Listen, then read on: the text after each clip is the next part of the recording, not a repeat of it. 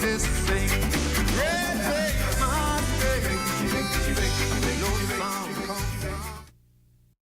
At Rusty Bethel Drive, I'm Paisol Forbes. This is ZNS.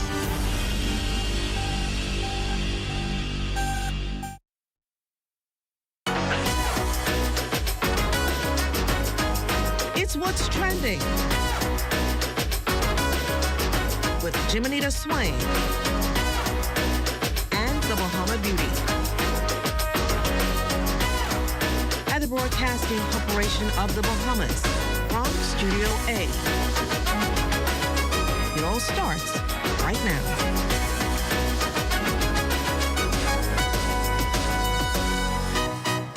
Welcome to What's Trending. I'm Jiminita Swain, your insider with all things bold, buzzy, and we're talking about. From the headlines lighting up your feed to the real issues shaping our world. Today is Wednesday, July 16th, so kick back and get ready to catch the buzz. On today's show, we're turning up the heat Bahamian style. We're talking all things Made in the Bahamas Festival. Kalik is bringing the vibes, Nassau Cruise Port is bringing the scene, and your favorite Bahamian artists are ready to rock the dock. Expect Junkanu rush outs, sizzling local eat sweets giveaways, and a whole lot of island pride. Stay tuned as we chat with the folks making it happen. Based abroad and making big moves in broadcast, he's part of a team behind the hit show Inside South Florida and also freelances for some of the biggest names in the biz. Today we're catching up with Johnny Zhang, the creative force who's flying the Bahamian flag high while living his dream in sunny South Florida. And finally, today is World Snake Day, and whether you love them, fear them, or are just curious, it's time to give snakes their shine. We're shedding light on the misunderstood MVPs of the animal kingdom, from the venomous to the totally chill. That and more after the break. You're watching What's Trending.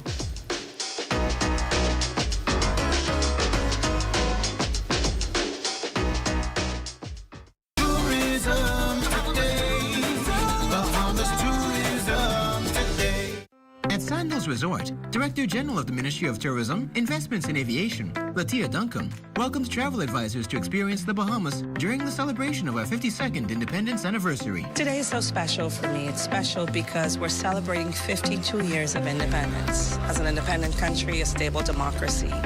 And here I am with the top producing travel agents and advisors throughout the Sandals Group on Unique Vacations. It's an honor and a privilege, and certainly an amazing way to start my day. When we look at tourism, it's our #1 industry, and these individuals are instrumental in delivering business to the islands of the Bahamas. So today I had the honor of delivering awards to the top performers, highlighting things to do, what's new, sharing everything that we have to offer with the islands of the Bahamas, and sharing with them the importance of our partnership, that connection. Visitors have options, and travel advisors have options. But today they're on the ground, and they are experiencing the Bahamas, and there's no better way to share an experience from the heart. It will be innate and it's authentic, and many of them have all committed to delivering more business to the islands of the Bahamas. Most important thing for me today, in addition to celebrating independence, is to thank all of our travel advisors, those individuals that are in the trenches with us, delivering business to the islands of the Bahamas. It's certainly an honor and a privilege to be here. And on behalf of Team Tourism, we are here to partner with you, to continue to work with you, to deliver on enriched, amazing experiences so that our visitors would continue to come to the Bahamas again and again for the lifetime of experiences in the islands of the Bahamas. For more tourism updates, visit Tourism Today or Bahamas.com. I'm Michael Miller, and this is Tourism Today.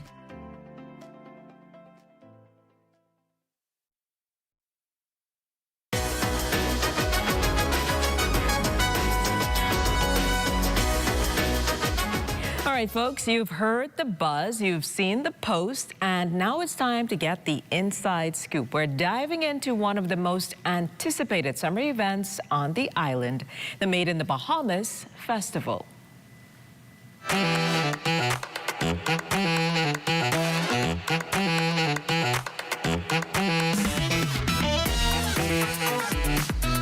Joining us today are Senior Portfolio Manager Queswell Ferguson from Collect and Aisha Rowe from the Nassau Cruise Port. They are here to give us all the juicy details on what's brewing for July 19th. Let's get into it.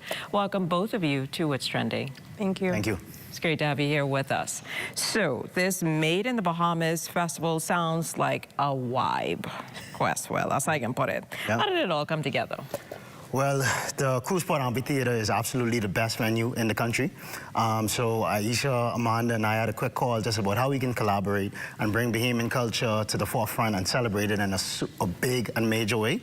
And that's how we came up with this Made in the Bahamas festival. So we wanted to celebrate Bahamian music, culture, food, art. So we basically have an all-day concert this Saturday from 3 p.m. to 12 p.m. That sounds like a whole lot of fun. I know Junkanoo is in the mix too, so you know that's going to bring a lot of energy. What can people expect from the rush outs? So I mean, the rush out is going to be dynamic, right? The name Collect is rooted in Junkanoo. Junkanoo is an intrinsic part of the Collect story. So everything that we do, we always wanted to culminate in Junkanoo, right? So that's going to be an amazing moment. Again, this big celebration of culture with the Made in the Bahamas Festival. And let's talk about food. What kinds of eats will there be? Any must-try vendors we should hunt down while we're there? You should take them on. So we're going to have about 10 food vendors out there to the Made in Bahamas Festival. But outside of the vendors that we will have at the amphitheater, the port is also open. So we are encouraging locals to come on in and, you know, play tourists for the day, but also patronize, you know, the port marketplace tenants that we have in place. We have a few restaurants in Port Plaza as well, and then we'll have the additional vendors on site that day. That sounds good. So why was this event one that Collect wanted to be a part of or partner on? Yes, I mean, Bahamian Independence is such a huge and major time to celebrate our pride, right? And Collect also always wants to give Bahamians the opportunity to share their pride over Ice Cold Collect. So we didn't have it the week of Independence, unfortunately. So much was happening, right? Yeah, so much happening, and we wanted to make sure, again, that we created this opportunity. The entry price is just $10, and not just that, with Collect Pop, the top happening right now, people see those caps, and one of those caps says Collect Party Prize, right? And if you've got the Collect Party Prize cap, you could actually redeem it at the gate at this event and receive free entry. So we even incorporated our Big Pop, the top promo, into the event that we have on the Saturday. That sounds good. So I should talk to us about some of the artists that are going to be featured at the event. So this is a massive Bahamian all-star lineup that we have. We have the Pawn Band and higher level band backing Avi, Ancient Man, Fan Sean, Puzzle. We have Cupid, sorry. We also have Z the Energy and Shine 242. So this is a massive lineup. It's going to be an amazing day. As Quest said, we're going from 3 p.m. all the way to 12 a.m. You don't want to miss it. That sounds really, really good. So this feels like it has long-term potential. So Aisha, could this turn into a yearly, annual event that we see? Well, we usually do have an independence celebration, but this would be the first year we're teaming up with, you know, the Bear of the Bahamas. So we're excited to see where this partnership goes.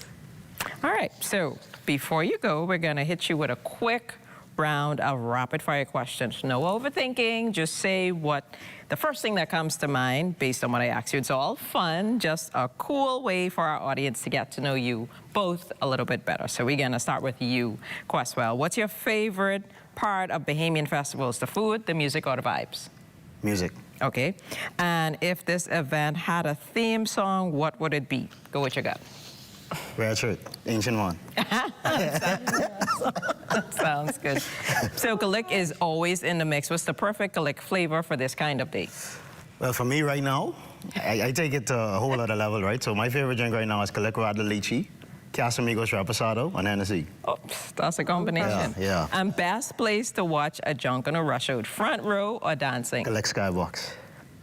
Well, you can't beat that. You can't beat that. So Aisha, we're gonna jump in with you. Collect Gold or Collect Light? Gold. Okay. And Junkanoo at night or beach vibes during the day? Beach vibes during the day. You sound like you just a thing. So favorite Bahamian artist performing at the festival? Fan Sean. She is really, really good. And festival must-have, sunscreen, shades, or sneakers? Shades. Okay. I like dances. You're on the dance floor. Soca, rake and scrape, or reggae? All three. Yeah, sure. I thought you was gonna pick one. And finally, where can people go to get more info or stay updated or just follow the hype? Follow us on all social media at Nassau Cruise Port. That's Instagram, Facebook, LinkedIn, and TikTok. Is there anything else you want to add that persons need to keep in mind as to why they definitely need to come out? So I mean, again, it's an all-star Bahamian lineup. It's from 3 to 12, so in the daytime and all day. It's a family-friendly event, so there are going to be things that celebrate the family, and the family can celebrate together. Again, music, food, culture, art, collect, Ricardo, all night. So there's nothing that could be done. Sounds like it's going to be really a whole lot of fun. Yeah, for sure. Well, a big thank you to our friends Questwell and Aisha for joining us today and giving us the inside scoop on the Made in the Bahamas Festival. If you weren't planning on going before, now you know you don't want to miss it. So coming up next, we are shining a spotlight on Bahamians who are breaking barriers, making waves, and putting their mark on the world in their own unique way. Stay with us. We'll be right back after this.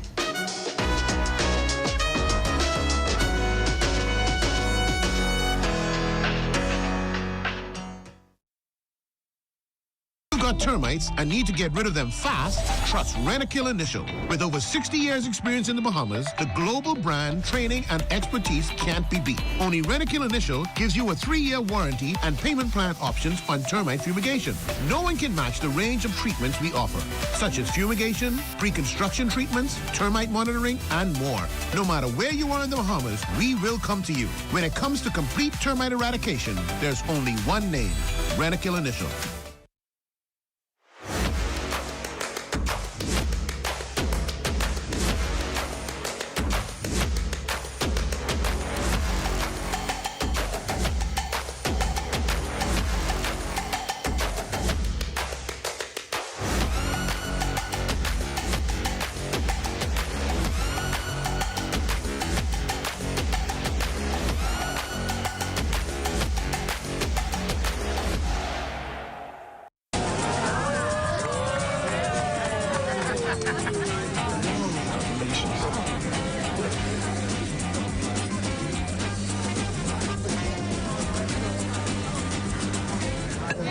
Diet-friendly special.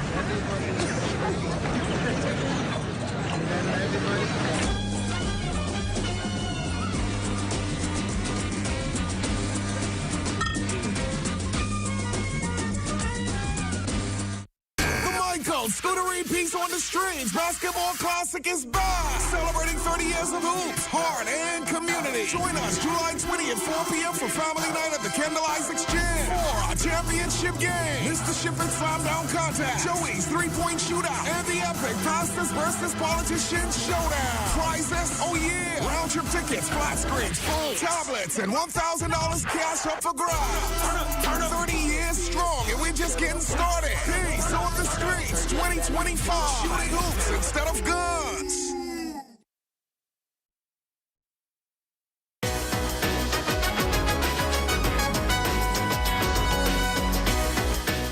Today, we're spotlighting a proud son of the soil who is making his mark behind the scenes of American television. From his roots in the Bahamas to working on one of South Florida's most popular shows, he's proving that Bahamian talent knows no borders.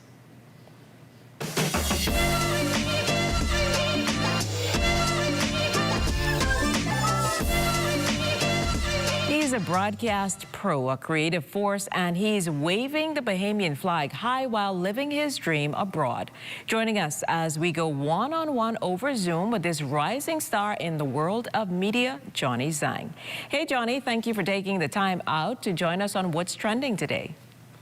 Thank you so much for having me. Great to have you here with us. So first things first, how's life treating you over there in sunny South Florida? Oh, it's been great. I just had a daughter 4 months ago. Life is great. Wow, congratulations. Thank you. Now you're working on Inside South Florida, which is pretty popular. What's your role like on that, and how did you land the job? So I'm a video editor first and foremost, but I mostly manage all aspects of post-production of the show. So I make sure all the contents are crafted, polished, ready to go every day at 6 p.m., ready for broadcast. And was working in TV always the plan for you, or did you kind of stumble into it? I'd say I sort of stumbled into it because I've been working in advertising for the last 10 years. So I've been making TV commercials, national and international TV commercials for the last 10 years. So all the sandals and beaches, resorts commercials that you've seen on the air, that's probably my commercial. I've done so many different location shoots, and I just figured I wanted a change. I wanted a different pacing. And two of my best friends who are both Bahamian are actually working TV. One is a great journalist, the other one work in post-production as well. So I think that was sort of my calling to eventually fall into TV. Sounds good. So let's rewind for a minute. Where exactly in the Bahamas did you grow up, and what was life like for you growing up there? I grew up in Freeport. I went to Freeport High. Well, now it's called Bishop Michael Elton School. It was great. It was definitely a change of pace, from the city, right? So it's definitely not Nassau. It's very laid back. And growing up, I was a lazy boy, so I didn't want to do any of the sports. I didn't want to do any of that, what everyone else was doing. So I ended up getting into photography. I ended up getting into just creative things, music, guitars, and stuff like that. Sounds like a lot of fun. You're from my hometown, actually. Do you Awesome. Yeah. Do you remember the moment you knew media or production was something that you wanted to pursue? Yeah, I can sort of pinpoint, especially back in high school, there was a lot of classmates that just kind of were into the same things, were into the same creative field, right? So, and a lot of teachers encouraged me to get into photography, get into just use my vision to express myself, because I didn't grow up speaking English, and so I'm not really a good writer. So through visual communication, I was able to find my voice. What's something you miss most about the Bahamas besides the food, of course? Besides food, okay. So one thing I do miss a lot is being able to say hi to people, being friendly to people, I'd say, right? So, you walk down the street saying good afternoon to people, and if somebody's trying to make a left turn, you let them in, stuff like that I miss a lot. So just the friendly, polite nature of island living. Yeah, for sure. That sounds good. Now, there are a lot of young Bahamians dreaming about careers in media. What advice would you give to someone trying to break in? I'd say expect a lot of hard work, and also being able to adapt, right? So working in production, and you and I could probably trade a lot of horror stories, but you know that things change fast, right? And being able to adapt is how you survive in this industry. And that's something that you need to learn really quickly. Hit the ground running, basically. Yeah. So and when something goes wrong, don't point fingers, try to figure it out. Find a solution. You are right. So before we let you go, we're going to hit you with a quick round of rapid fire questions. So no overthinking. Just say the first thing that comes to mind. It's all fun, and it's just a cool way for the audience to get to know you a little bit better. So are you ready? Let's go. Junkanoo or Carnival? Junkanoo. One Bahamian phrase you use all the time, even abroad. Yeah, you see? Okay. Dream shoot location, beach, at home, or in a big city set? Beach at home.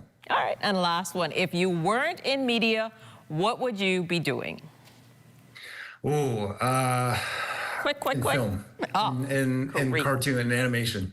Sounds good. Well, Johnny, thank you so much for sharing your journey with us and representing the Bahamas so proudly on the international stage. From making waves in broadcast to slithering into the spotlight, today we're switching gears to something a little more wild. Did you know it's World Snake Day? Stay tuned for more after the break. If you would like to be a part of What's Trending, DM us on Instagram at What's Trending on ZNS.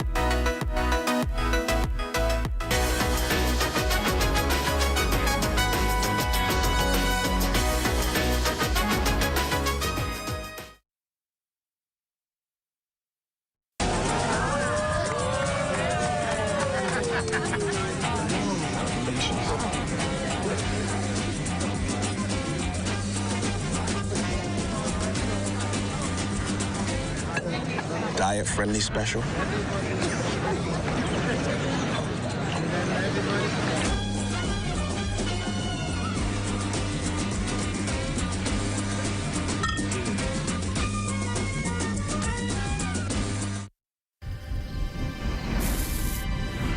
In 2010, a grant helped Bahamas Striping group of companies get started.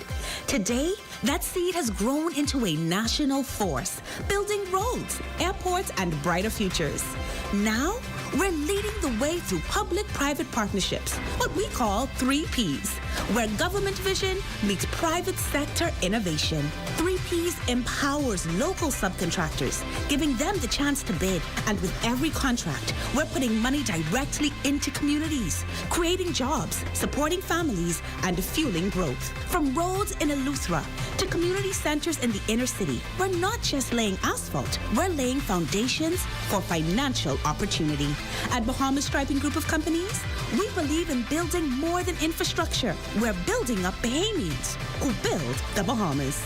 3Ps, public-private partnerships for people, progress, and prosperity. Hey, ladies, where's the Dave? Oh, okay, thanks. Bets. Greg, what's up? Ready, man, how you doing? I'm doing well. You what? He's meditating. You've got to give him at least an hour.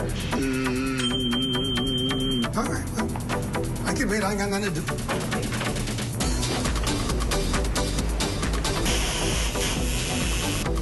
Pin it, I say, now on to Independent. Wednesday, July 16th at 9 p.m. Tune into the ZNS television network for the opening ceremony of the 40th Canto Annual Conference and Trade Exhibition. We will champion digital sustainability through climate-resilient networks, create a common framework for digital sovereignty that gives the Caribbean a collective voice strong enough to demand respect in the global digital order. That's Wednesday at 9 p.m. on the ZNS television network.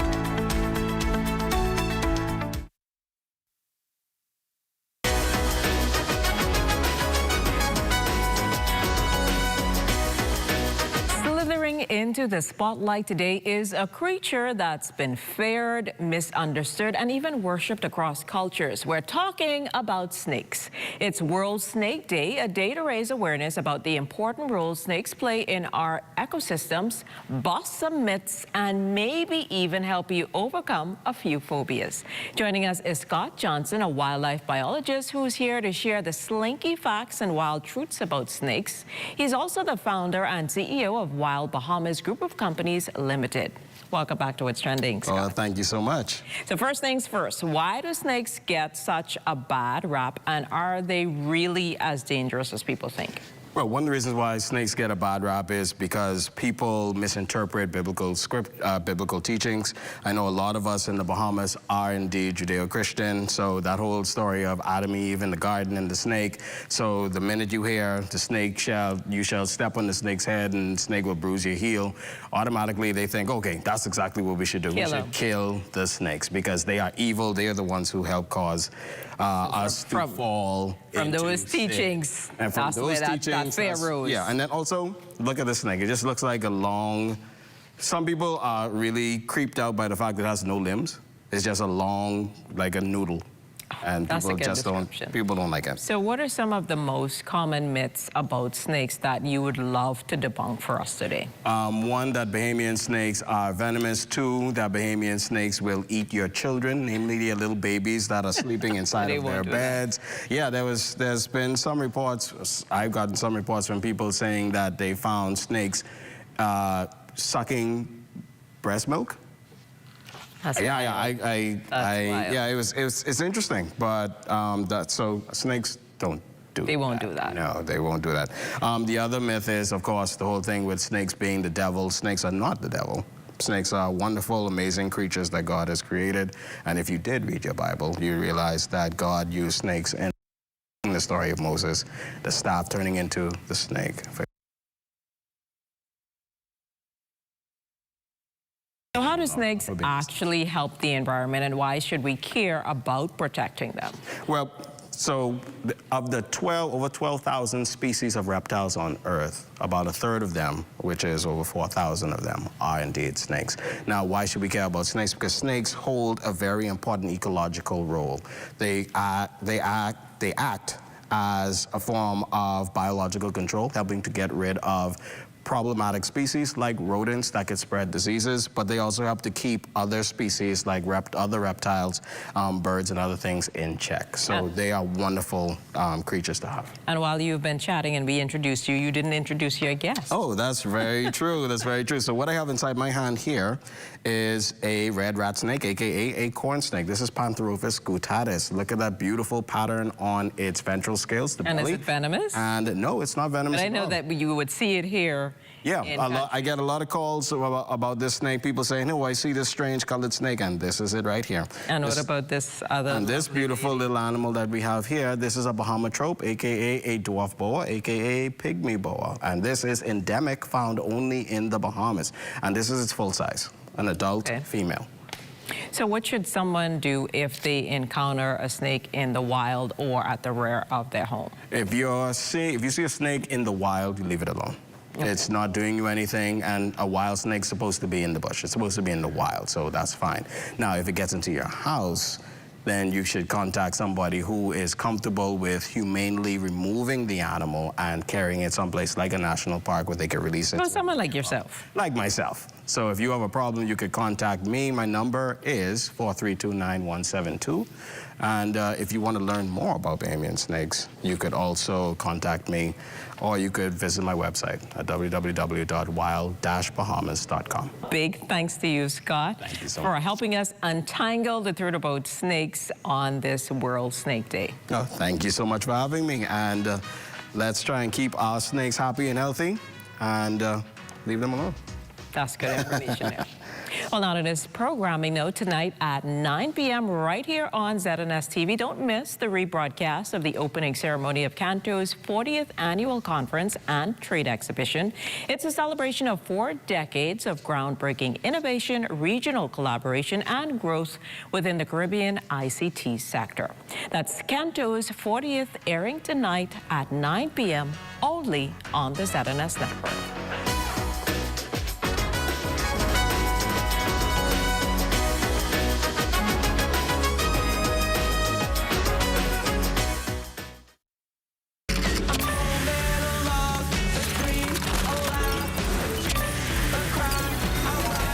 The internet isn't just for surfing. There's a sea of shoppers buying online, and you can connect with them on Tingsy.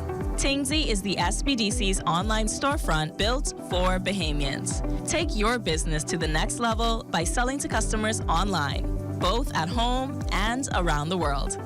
People want Bahamian things, and if you got things to sell, sell on Tingsy. Find out how you can connect with a sea of buyers by visiting tingsybahamas.com. Did you know you could send a local bank transfer to a $1 wallet? It's the same as sending a transfer to an account at another local bank.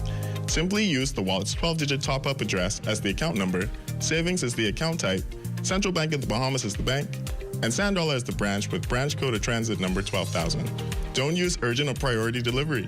Transfers to $1 wallets are processed through the Bahamas Automated Clearinghouse Network within 1 business day. Tired of looking at the same old kitchen? Step 1. Our talented recommended designer Mark crafts a custom design just for you. Step 2. Once your design is ready, CBS Bahamas makes ordering effortless. Your dream kitchen is within reach. Step 3. Our recommended installers bring your vision to life, ensuring every detail is perfectly in place. Sit back and relax as your dream space becomes a reality. Visit cbsbahamas.com and start bringing your home improvement dreams to life today.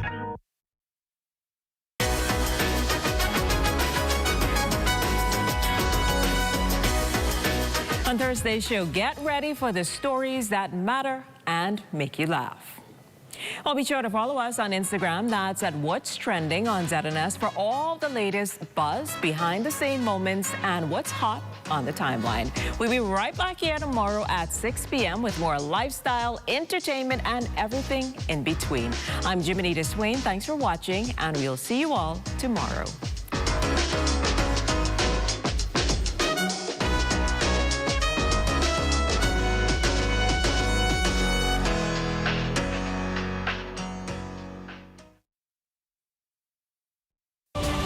Broadcasting Corporation of the Bahamas. I'm Clint Watson, and this is ZNS.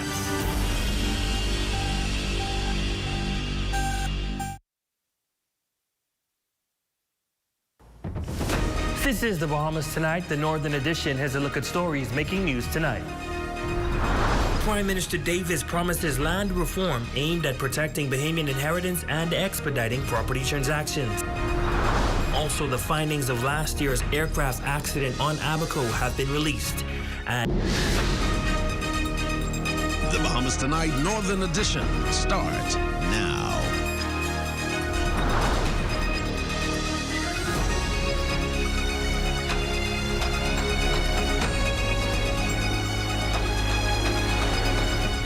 Good evening and welcome to the Bahamas Tonight, the Northern Edition. I'm Ramiko Knowles. Thanks so much for tuning in. Topping news tonight, Prime Minister the Honorable Philip Davis says his administration will correct the injustice through land reform legislation. At the end of the reforms, he says mortgage and property sales will be processed faster. Development can move forward with certainty and inheritance disputes can be resolved. Cleopatra Murphy has tonight's top story.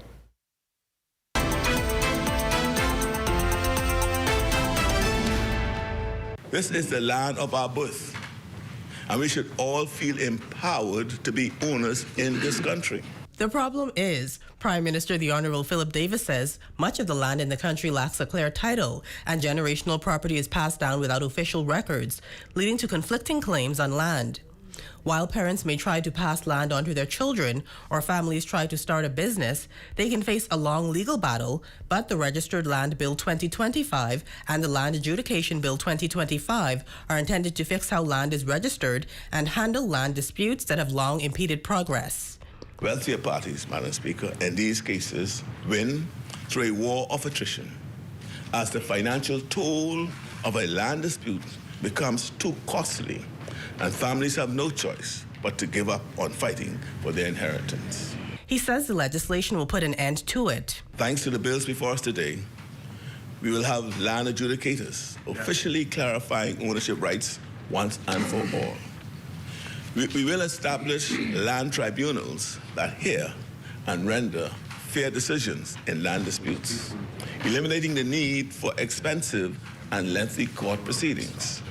We'll bring clarity to the regulation of land, creating one official, indisputable record. The bills will also modernize how land rights are recorded, moving from a deeds-based to a title-based system, making it easier to sell, inherit, mortgage, and develop land.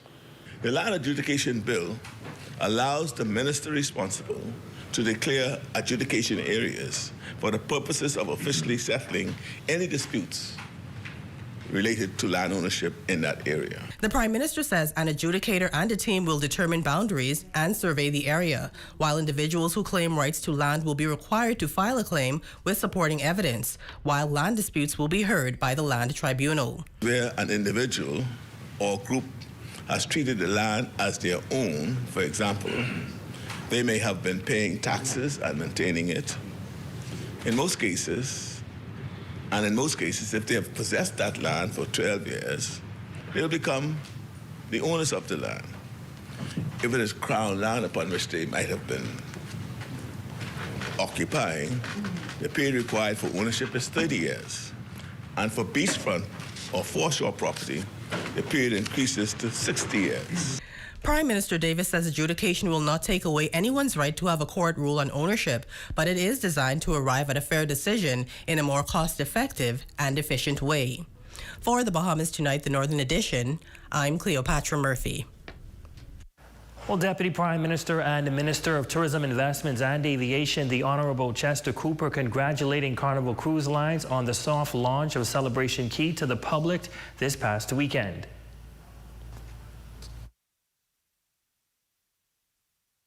The first ship is expected to arrive this weekend with 4,500 guests.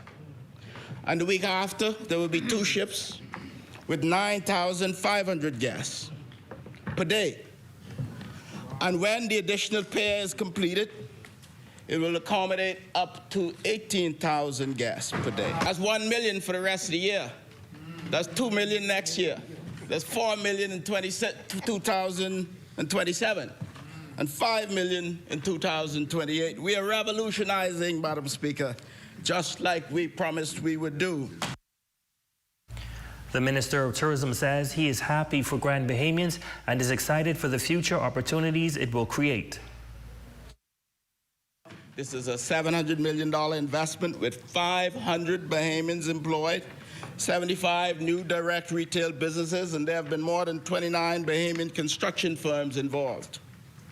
There will be a myriad of offshoot opportunities in food and beverage and housing and transportation and tours and experiences, a win for the Bahamian people. I commend Prime Minister Davis for his leadership and also the hard work and determination of the Honourable Member for Pine Ridge and the Minister for Grand Bahama, whose leadership has nudged this development across the finish line.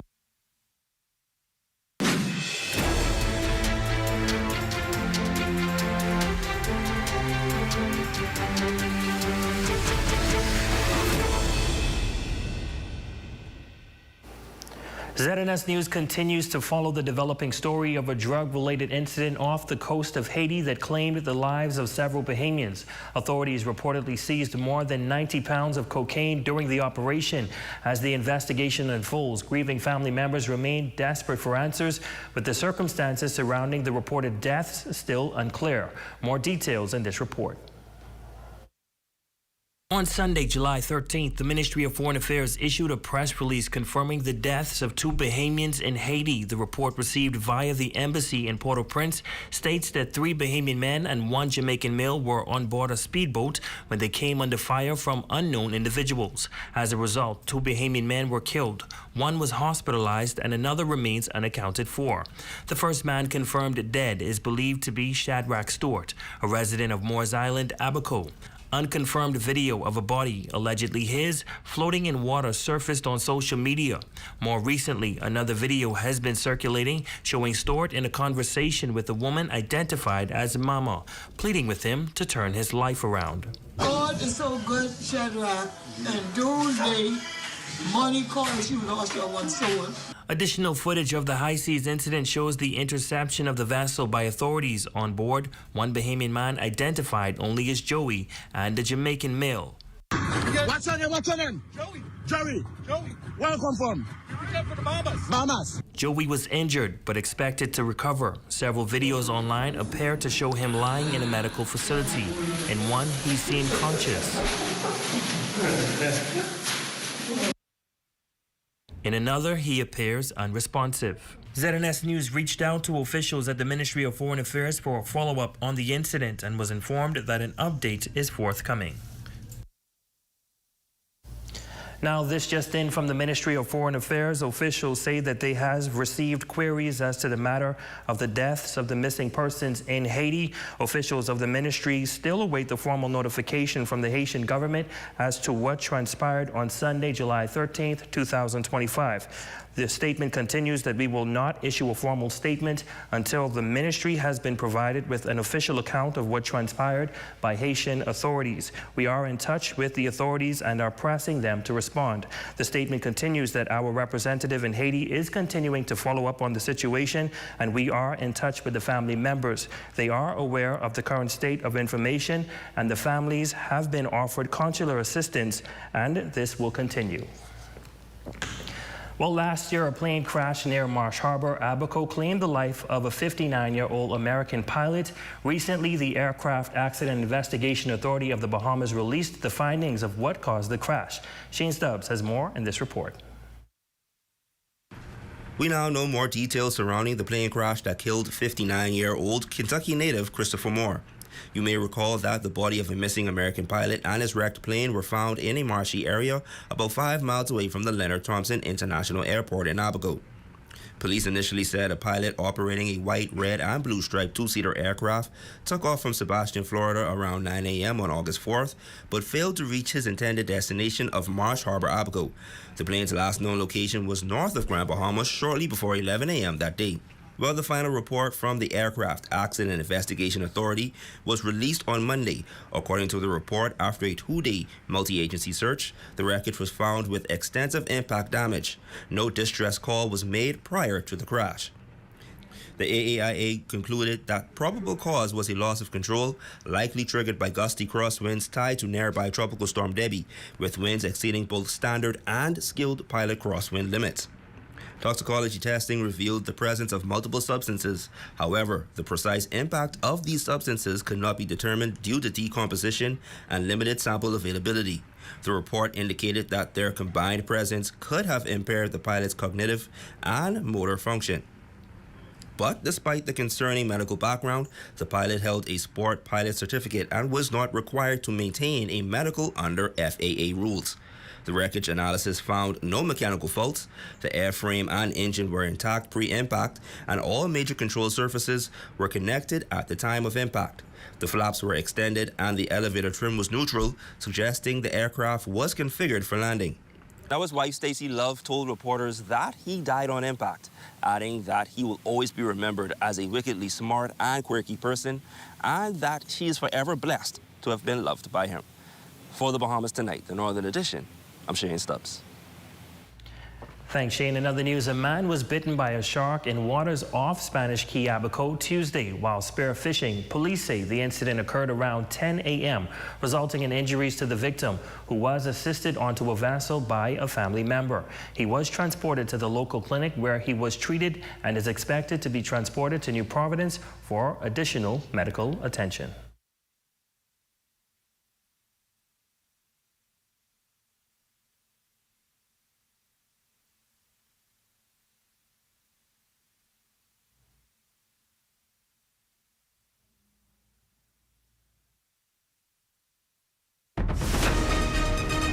Still to come.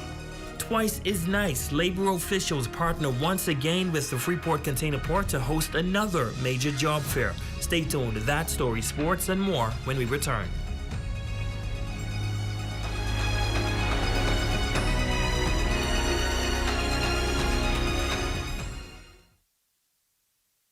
Step into a life of luxury and convenience with the Commonwealth Bank Platinum Card. From earning premium cashback rewards on every dollar spent to enjoying comprehensive travel insurance, shop with confidence, knowing your purchases are protected. Our Platinum Concierge service turns your requests into reality, wherever life takes you. Let the Commonwealth Bank Platinum Card be your passport to exceptional experiences. Commonwealth Bank, leader in personal banking services. Come on down and see what Dolly Madison has in store for you. Renovate and rejuvenate at Dolly Madison. Dolly Madison. Strength isn't claimed, it's built. At Heroic Concrete, every block is made with purpose. Crafted to protect, poured to endure. From ready-mix to premium 8-inch blocks, we supply the strength our nation needs. Proudly made in Grand Bahama, built for hurricanes, built for legacy. Creating products to bring value to our lives and strength to our future. Call 820-4376 or email sales@heroicgrouplimited.com. Here at Freeport Decorators, we have hundreds of products for you to choose from. Whether you're in the market for trophies, plaques, rubber stamps, corporate signs, any kind of interior signage, stamps, or seals, we're your one-stop shop. We feature glass, acrylic, crystal awards for every occasion. We build all the trophies here on site. Looking for a gift item? We feature pens, key rings, mugs, tumblers, barbecue tools, even bamboo cutting boards. Have something already? Bring it on down. Let us see if we can print that special something on it for you. Need a headstone? Memorialize the memory of your loved one with a beautifully lasered granite marker. Our store hours are Monday to Friday, 9 to 5. We focus on customization. So if you have an idea or a new concept, bring it on down or call us at 352-5557 or even WhatsApp your idea to us at 646-0777 and we will do our best to make your awards and recognition ideas a reality. Here are some tips for having your home ready for a hurricane.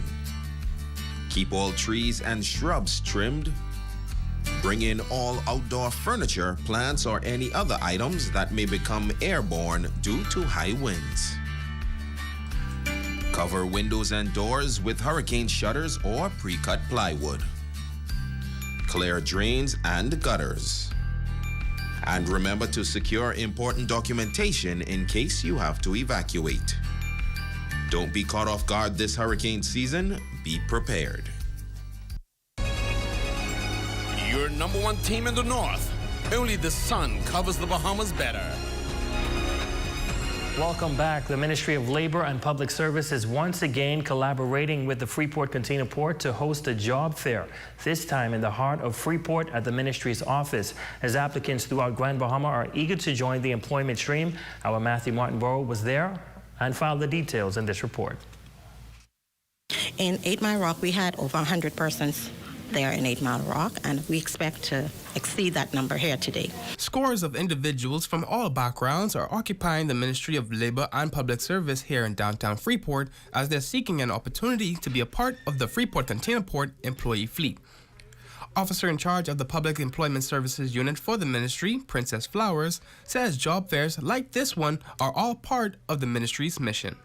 We're here to secure and safeguard decent employment for all, and we're aggressively doing that, especially here in Grand Bahama. So there are other things in the pipeline that you will be hearing about shortly, because on a daily basis we're constantly looking to partner with corporate Grand Bahama and also smaller companies. We're looking every day. They're calling, looking for employees, so we're actively matching employees with employers.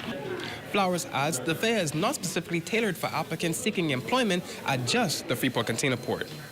Definitely, that is why we're always present at the job fair, the Department of Labor. We have a skills bank that have thousands of persons who register with us. So if it happens at a job fair, they're not successful, then we can always still go back into our skills bank and match them up with any other positions that become available. Now, although the second edition of this joint venture fair concludes today, the Ministry of Labor and Public Service urges those who are seeking employment opportunities to visit its office here, as they are eager to assist in any way possible. For the Bahamas Tonight, the Northern Edition, I'm Matthew Martinborough. Grand Bahamian educator Colleen Newton is using the summer months to host her series that teaches residents how to take control of their money, one budget at a time. Here's Aaron Barrows with the details. Certified educator Kayleen Newton is using her summer series, The Finance Lab, to teach Bahamians how to budget effectively. Through engaging workshops and hands-on sessions, Newton is helping participants gain practical financial skills from tracking expenses to setting saving goals. So it's not particularly a course. What I'm doing is giving you my system, my exact strategy that I've used for the last 30 years. Because it's good to give education, but we want to know how to apply that to everyday situations. She notes that during the summer months, many people overlook financial literacy, thinking it's a time to relax. But that's exactly why she's stepping in, helping others work with their real numbers for real results. Even though you believe some is about freedom, some of us still have children and responsibilities that come up on us again in September. So this is where you could ideally learn how to take your money and make it do the most for you during this period of time. Located at the GB Resilience Center through Trip Lane, sessions run from 6 p.m. to 7 p.m. on the 1st and 3rd Monday of July, August, and September. Open to all, no age limit, male or female. Newton encourages anyone interested to sign up by sending the words "The Fix" to 242-727-5109 via WhatsApp or simply show up. The best thing about this series is it's no cost. It's no cost. And yes, spots are limited. You must register, but if you show up, I show up. If you do the work, I do the work.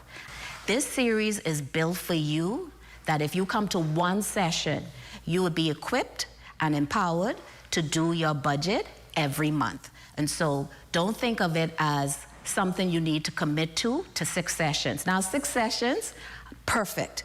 But if you're only able to come to one session, sign up and let's see what we can do for you. For the Bahamas Tonight, the Northern Edition, I'm Aaron Burrows. Excellent advice there on finances. Jay, that's a look at stories making news. What's happening in sports? I need to get Vigali. I need some budget tips as well. I'm sure. But coming up in sports, DJ Edgecombe from Bimini was back on the court last night in the NBA Summer League. The kid is just extraordinary, Miko. All right, that's coming your way next. But first, we'll be back after this break.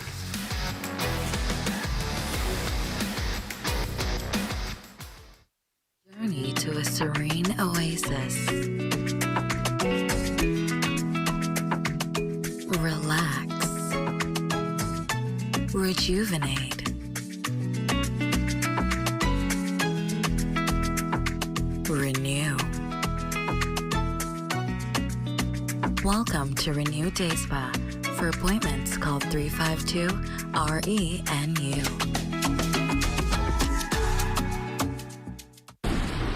Hey, what are you doing? I'm self-insuring my investments, starting with this tarp. We all remember the blue tarps after the storm. Let's make sure that we are covered with more than a tarp. Don't allow your investment to be at risk. Protect your investment with one of our insurance policies. Nobody does it better. While others see customers as numbers, we see our customers as people, neighbors, friends who deserve more than one-sided connections. That's why we are redefining what real connection is by prioritizing our customers and showing our appreciation by putting our money where your loyalty is. BTC customers, claim your $200 Bahamas Air gift card when you add postpaid mobile to your internet plan. That's loyalty that flows both ways. This summer, Freeport turns up. Saturday, July 26th, High Stakes Promotion presents Reggae in the Park, Freeport Beer Fest. Live at B&B Galaxy Ground, the biggest vibes of the summer, featuring Pressure Bus Pipe. I'm coming on strong for your love. Pressure Bus Pipe. Let me give you some love and affection. Music by Select the Show, DJ Monk from Abaco, Mad Bull, Firebud, Just Right Benji, Raspow, Slings, Tico T, and DJ Ogly Man. This event is powered by Canoe, your #1 digital payment solution in the Bahamas. Tickets are going fast. Early bird tickets, $30. Advance, $50. Tables, $500. Skybox, $2,000. More information and booking, call 801-8122 or 443-2740 or 805-9123. Ticket location, Fluid Factory Queens Highway, Central Barbershop, Unique Catering, Unique Creation, Uptown Cut, LYS Sportswear, Intimate Beauty, Chocolate Girls Rock, and B&B Galaxy Lounge. You don't want to miss Reggae in the Park. See you there.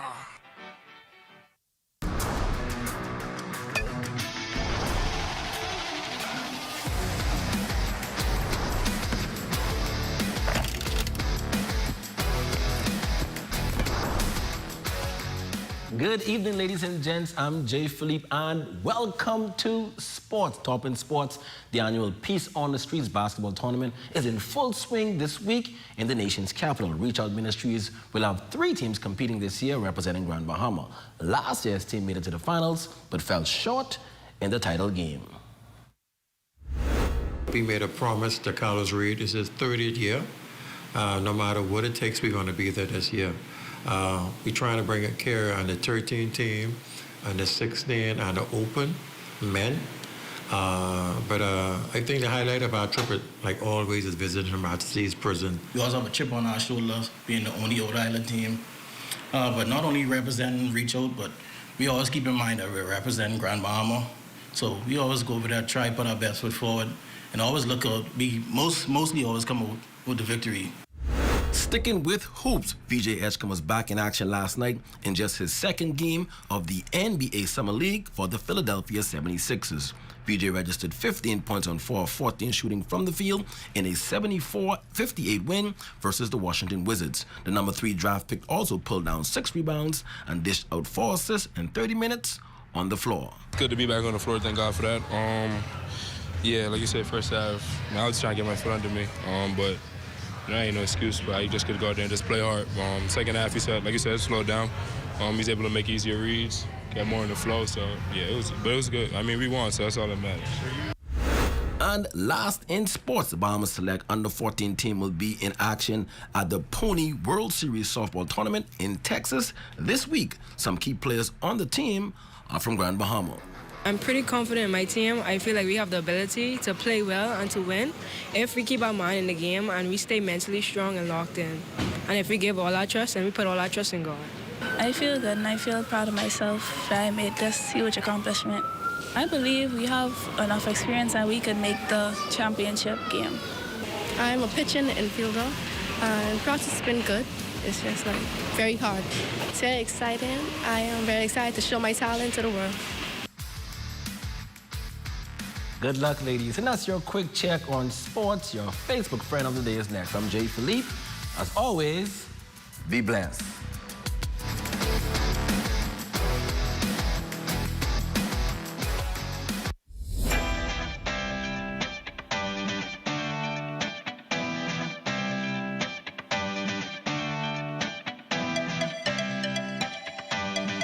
What is Business Fit? Business Fit is a group health insurance package offered by BAF Financial. What are some of the benefits of Business Fit?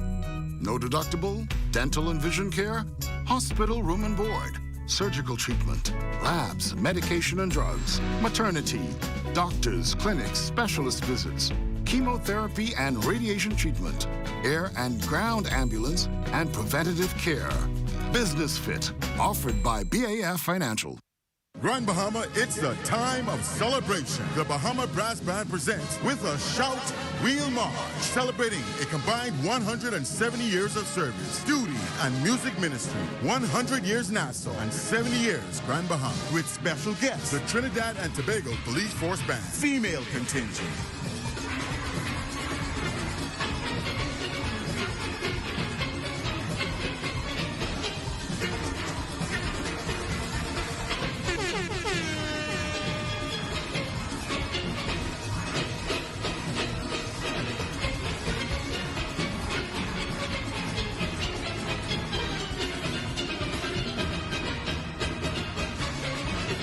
Tickets are $20 in advance and $25 at the door. It's all happening at 7 p.m. Grand Lukai in Ballroom, Saturday, the 26th of July, 2025. With a shout, Wheel March. Have the following supplies on hand at the start of the hurricane season. A minimum 3-day supply of water, which provides 1 gallon of water per person per day. Minimum 3-day supply of non-perishable food items. Flashlights and extra batteries. A battery-powered radio to receive broadcasts that will keep you informed of the storm. A first aid kit. A 7-day supply of any prescribed medication. Don't be caught off guard this hurricane season. Be prepared. Your #1 team in the North. Only the sun covers the Bahamas better. And that concludes the Bahamas Tonight, the Northern Edition. I'm Ramiko Knowles. Jay. Ramiko, we missed Celebration Key on Saturday. At least we'll be able to attend Gombe tomorrow night. I'll be there tomorrow night after Shalia. Either we attend the first Gombe or the last Gombe. I go into all. That's the word. Ministry of Tourism, you'll be at every Gombe. Absolutely. We're coming your way. Well, that's going to do it for us, actually. Here's a look at the Bahamas Tonight. Coming your way next.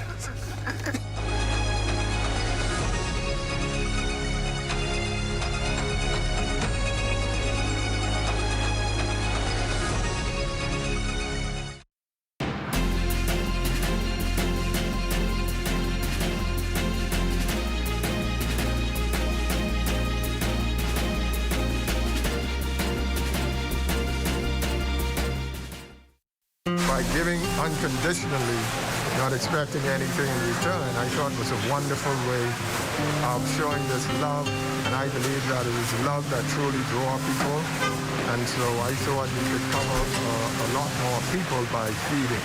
Volunteers, you know, they have truly been sold. My passion is to help, and I thank God for what I can do through the help of Bahamas Feeding Network.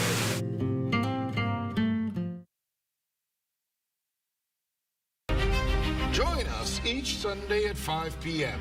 and Tuesdays at 2:30 p.m. for Legends, the Untold Story, here on the ZNS Television Network. At the Broadcasting Corporation of the Bahamas, I'm Clint Watson, and this is ZNS.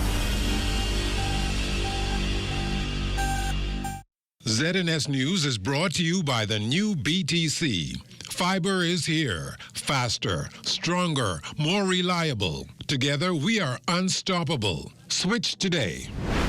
Coming up in the Bahamas tonight, policymakers look to fix a fragmented and uncertain land system through proposed legislation. Also killed and dumped, another young man loses his life to gun violence here in the capital. And a former prime minister weighs in on the back and forth on immigration. Here where Dr. Hubert Minnis stands on the thorny issue.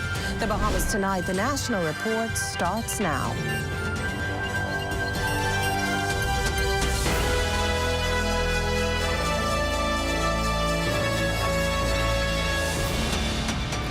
Good evening, everyone, and welcome to the broadcast. Land dispute, unclear ownership, boundary, and title issues all risk legislators hope will be replaced with certainty and security, in the end encouraging investment and spurring economic growth. Our Carla Palmer leads us off tonight with debate on two key bills. Land ownership has long served as a cornerstone of wealth creation and economic stability. Still, too many people have been aggrieved by the existing laws. And this, says Prime Minister and Minister of Finance, the Honourable Philip Davis, is the principal reason the government is legislating new land reform. Unfortunately, a significant portion of land throughout our archipelago lacks a clear title. There are numerous cases where generational property has been passed down with conflicting claims or without official records. There are too many cases in our courts where each claimant claims to have valid but conflicting documentation. Sometimes multiple people claim the same piece of land. We are taking meaningful steps, fixing what's broken with the way we register land and handle land disputes in our nation. According to the nation's chief, for far too long, equity and justice have been denied many Bahamians, robbed of generational inheritance. But today, through these land reform bills and the complications and setbacks associated, this will all come to an end. They consulted very widely with virtually every major stakeholder throughout a lengthy consultation period to ensure that we get this reform right. And I believe we have succeeded. Thanks to the bills before us today, we will have land adjudicators officially clarifying ownership rights once and for all. We will establish land tribunals that hear and render fair decisions in land disputes, eliminating the need for expensive and lengthy court proceedings. We will bring clarity to the regulation of land, creating one official indisputable record. We'll modernize how land rights are recorded, moving from what is called a deeds-based system to a modern title-based system, making it easier to sell, inherit, mortgage, and develop land. And we will give investors confidence that there are no hidden claims on the land that will serve as the foundation for their investments. Prime Minister Davis says his government is all about fixing things that desperately need fixing because it's the right thing to do, and the Bahamians deserve to have greater ownership in their own country. For the Bahamas Tonight, I'm Carla Palmer. Now, seconding the debate on the land reform bills, Deputy Prime Minister, the Honourable Chester Cooper, who touted the proposed pieces of legislation as a foundation for investment, rightful possession, and a brighter future grounded in ownership. But in doing so, he emphasized the importance of public education. But I would only say that it will not be a secretive process. It will be transparent, and it will be inclusive. And there will be a broad education countrywide so that Bahamians can understand this process and what it means to them. Notices will go out in newspaper, on websites, and billboards, and social media and radio. Bahamians living abroad will be able to submit claims.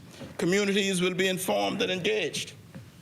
And every parcel will be surveyed, every voice will be heard, claims will be evaluated with fairness, and disputes will be resolved by an adjudication tribunal with local knowledge and legal expertise. Well, the Free National Movement's East Grand Bahama MP, Kwesi Thompson, acknowledges the good intent behind the bills, noting that the official opposition is prepared to support them, but he raised this serious concern. The striking absence of any specified criteria or plan for which areas will be prioritized for adjudication. The bill merely states that the minister may from time to time declare these areas.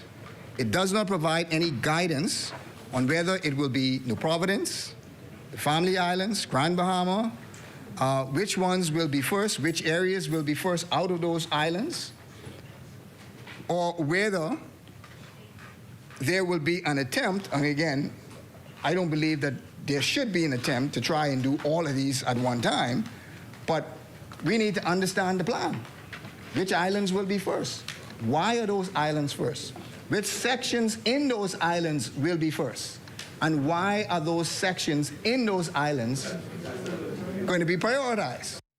Meantime, the Coalition of Independents lone member in the House, Central Grand Bahama MP Iram Lewis, agrees the bills will significantly reduce the risk associated with land registration, but reasons that while they are commendable, several areas could be strengthened to ensure they truly empower Bahamians, like providing support services for landowners. Not everyone knows the law inside out. Therefore, I recommend that legal aid and representation should be considered. The government should provide free or subsidized legal aids to assist vulnerable population in navigating the adjudication and registration process, ensuring their rights are protected. The Prime Minister spoke to how they were swindled early in court this morning, citing stuff that they wasn't even aware of. But having legal aid provisions, having it subsidized by the government to protect the people, I think is critical. Lewis says under the COI, he intends to lay a bill that would ensure every Bahamian can get at least 1 acre of land. Well, strengthen the borders, increase manpower, acquire more vessels. These arguments and more have been made in terms of how best to handle the flow of illegal immigration. But according to former Prime Minister, the Most Honorable Dr. Hubert Minnis, reality dictates that the real problem be identified. Are the immigrants the problem? The answer is no. We are the problem. We, the Bahamian people, are the problem. And the problem is corruption and greed. We have laws, we have sufficient laws, we have adequate laws. It's just a matter of enforcement. If we enforce our laws, then we won't have the problem. So it's not the immigrants, it's the Bahamians who are the problem. Now, when asked if he's satisfied the present administration is enforcing the law, here was the terse response. I'm not satisfied that any administration enforced the laws. When we tried to enforce the law with respect to the shanty towns, the court stopped us, all right? But I'm not convinced that any administration are enforcing the laws. I watched Bahamians when I traveled last week. I watched Bahamians, and they were on the same flight, etc. And when they entered the US of A, they were law-abiding citizens. They understand the law. What's the difference here? The difference here is we refuse to enforce it because what will happen when you enforce laws? There may be some collateral damage. But what do you want? Collateral damage versus the destruction of your country. In related news, 66 foreigners sent back home yesterday, the vast majority of them, 60 to be exact, Haitian nationals. The 51 males and 9 females boarded a Bahamas Air flight that left the Lyndon Pinley International Airport just before 10 Tuesday morning for Capacity in Haiti. Later that same day, 6 Cubans left for Havana. Both repatriation exercises were supported by a security team of 13 immigration officers. Officials say all security and health protocols were observed. served. Well, meantime, an organization purported to be behind an alleged upcoming Haitian protest is tonight distancing itself from any such action. A recently disseminated flyer claiming to be from the United Haitian and Bahamian Association calls for Haitians and Bahamians of Haitian heritage to appear at what it calls a peaceful demonstration on Saturday, August 2nd. Now, among other things, the document calls for an end to discrimination, a pathway to citizenship for Haitian migrants, and for open dialogue between the Bahamian government and the Haitian community here in the Bahamas. The association president, Michael Telleran, who yesterday released a video dismissing these claims as false news, reiterated that stance in a telephone call with ZNS News just this afternoon. He also had this message for those who are behind this action. We do not stand by it. We will not support it.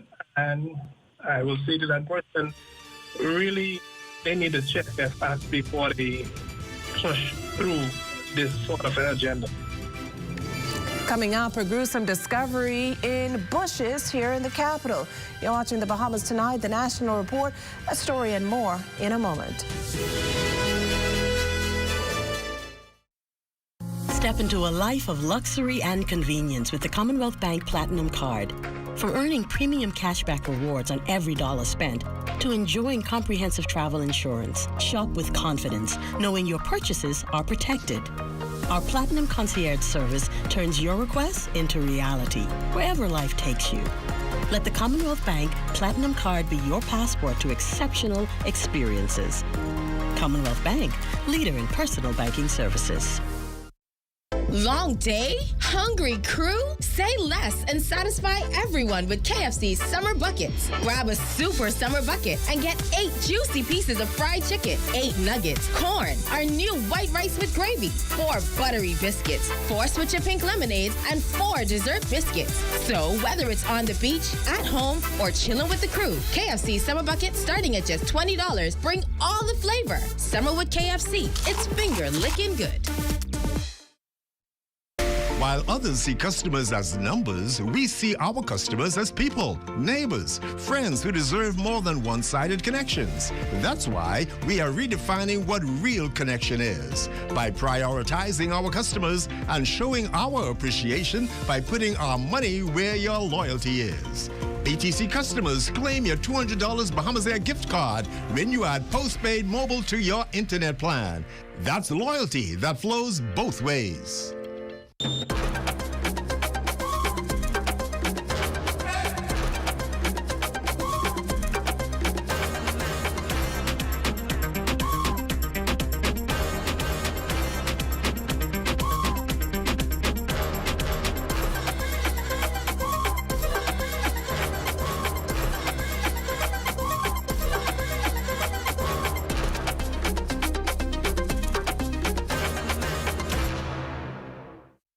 After 30 years of banking, I've decided to take a leap of faith. I moved from banking into an untapped industry, which is manufacturing in the Bahamas. And now we are standing on 3 acres of land on which we're going to be putting the Bahamas' first end-to-end plastic recycling company, Eden Recycling and Manufacturing Company Limited.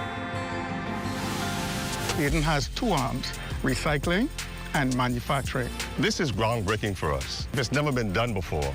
It really makes a difference, not only in the Bahamas, but even around the world. This is not just a project that we're doing so that we can make a couple of dollars. We want to make sure that it benefits those who come after us. In future generations, we hope that this is a small vision, that they will take it and they'd expand on it. We can have the formula for what it means to do end-to-end recycling in the Bahamas, in the region, and even if we have to export these ideas and thoughts and concepts even into the U.S. Wednesday, July 16th at 9 p.m. Tune into the ZNS television network for the opening ceremony of the 40th Canto Annual Conference and Trade Exhibition. We will champion digital sustainability through climate-resilient networks, create a common framework for digital sovereignty that gives the Caribbean a collective voice strong enough to demand respect in the global digital order. That's Wednesday at 9 p.m. on the ZNS television network. This portion of the news is brought to you by Bahamas Striping Group of Companies, where safety is first. You're looking at a shot of Fort Fincastle here in New Providence. That shot courtesy of drone pilot extraordinaire Neville Smith. Welcome back. A mother's worst nightmare. A young man found dead in a quiet eastern New Providence community, the victim of what police have classified as a homicide. The 23-year-old's body discovered in bushes in a quiet community of Prince Charles Drive just before noon. Lyle Maycock fills us in with the details. A family is mourning after the body of 23-year-old Wayne K.J. Marshall was discovered just off Springfield Road near Commonwealth Bank on Prince Charles Drive. ZNS News was at the scene just before noon, shortly after the police. Chief Superintendent Sharia King spoke to the media. Police control room was notified of a body being found in the area of Springfield Road off Prince Charles Drive. Officers responded and discovered an adult male, apparently or approximately in his early 20s, with apparent gunshot wounds to the upper body. Police say they were alerted to the scene by an anonymous caller. Officers have not yet determined how long the body had been there or how it got to that location. At this time, there are no known suspects or leads. We don't know that at this time. We will have to use assistance from the autopsy to give us some indication as to how long the body was there. We're doing our investigations and we will use all resources to determine that. Grief and disbelief poured from Marshall's mother, Michelle Giddin, who described her son as generous and kind. She says he had been missing since Tuesday morning. She was on her way to file a missing persons report when she learned her son's body had been found. They called me and tell me, say, oh, they say they passed the road and they see my son laying down on the ground. Because I know my son never sleep out. Yeah, he don't sleep without coming home. If he go out with his friends, he'll come home 12 o'clock. 12 o'clock, 1 o'clock in the morning, he'll make it home. And Wayne's sister, Charmaine Marshall, says the family spent the morning frantically trying to confirm the news, only to learn the worst. They messaged me this morning. My friend messaged me this morning. I was like, she got the news that somebody yucked him last night, maybe when he was coming home or on his way coming home. And I was like, what you mean? So I get up and I called my old lady and I let her know that he never slept home. Nobody saw him. So we just was debating, trying to figure out what's going on until not too long before the police them actually get up there, that he was found dead in the bush. Reporting for the Bahamas Tonight, I'm Lyle Maycock. Meantime, the Aircraft Accident Investigation Authority has determined that the cause of that fatal August 4th plane crash at Abaco's Leonard Thompson International Airport was the loss of control in flight. The plane crashed in an area of marshland while approaching the airport's runway. The pilot, the sole occupant on board the aircraft, died as a result. The airport's weather conditions due to the effects of Tropical Storm Debbie that included gusty winds, the possibility that the pilot experienced some reduction in cognitive abilities or impairment due to an alleged combination of substances in use were other contributing factors found by the airport accident investigators. There was no evidence of system or engine malfunction prior to the accident, and the aircraft was not equipped with a flight data recorder or a cockpit voice recorder.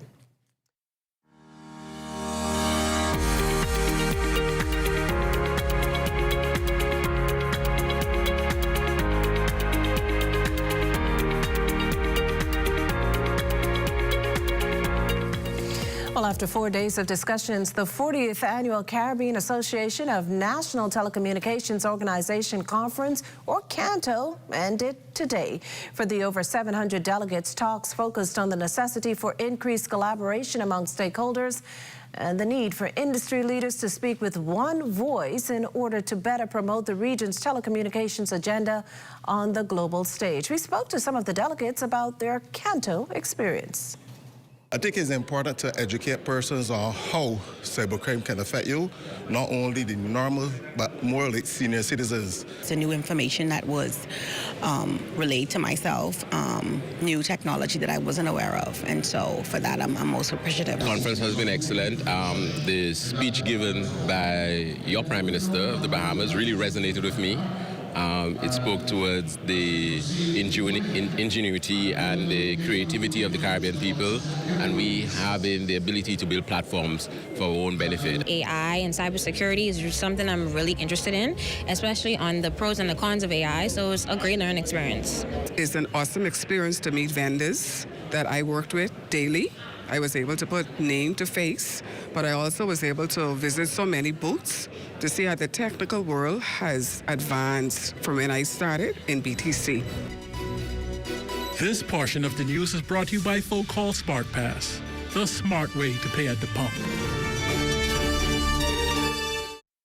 We go everywhere. Shop early at Janae's Chesapeake Road annual back-to-school sale going on now. Get up to 20% off on all school items in stock. Yes, all school items in stock. Shirts, jumpers, skirts, boys' long and short pants, school neckties, PE shorts, in a variety of colors and school monograms. Shop early and don't miss out at Janae's Uniform Center Chesapeake Road's annual back-to-school sale going on now. Remember, we go everywhere. Beat the rush and save, save, save at Janae's annual sale now.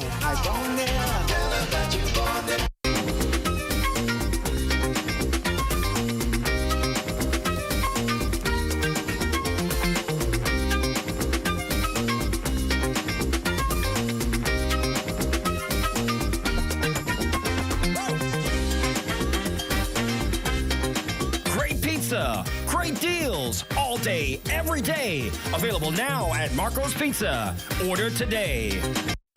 Are you straight? Bro, I ain't getting no service. I can't make no calls. I can't post nothing on my stories. I don't get it. Wait, you on the live?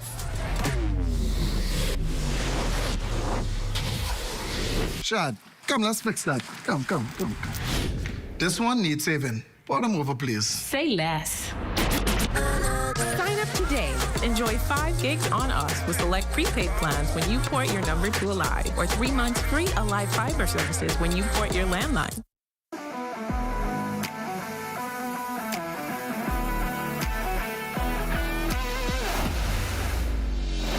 Bahamas Striping Group of Companies, we have been in Exoma now for the past 4 years, carrying out our paving program. A part of our company's philosophy is to do some work to international standards. So when you look at our paving division, we have a state-of-the-art lab to do all of our testing in-house, as well as a state-of-the-art asphalt plant with a trained technician carrying out the work on that site. The overarching goal of our company is to produce the work that we're doing in the entire Bahamas to international standards. We also make a difference by the training of our staff. We have a very intensive training program going on to where we are teaching young men how to learn the art of striping. Being a young man myself, I've made mistakes in the past. I was given a second chance to better my life, and it's only fitting that we pass that along. What's important for us is giving them a second chance for them to get a skill and a career that could take them further in life.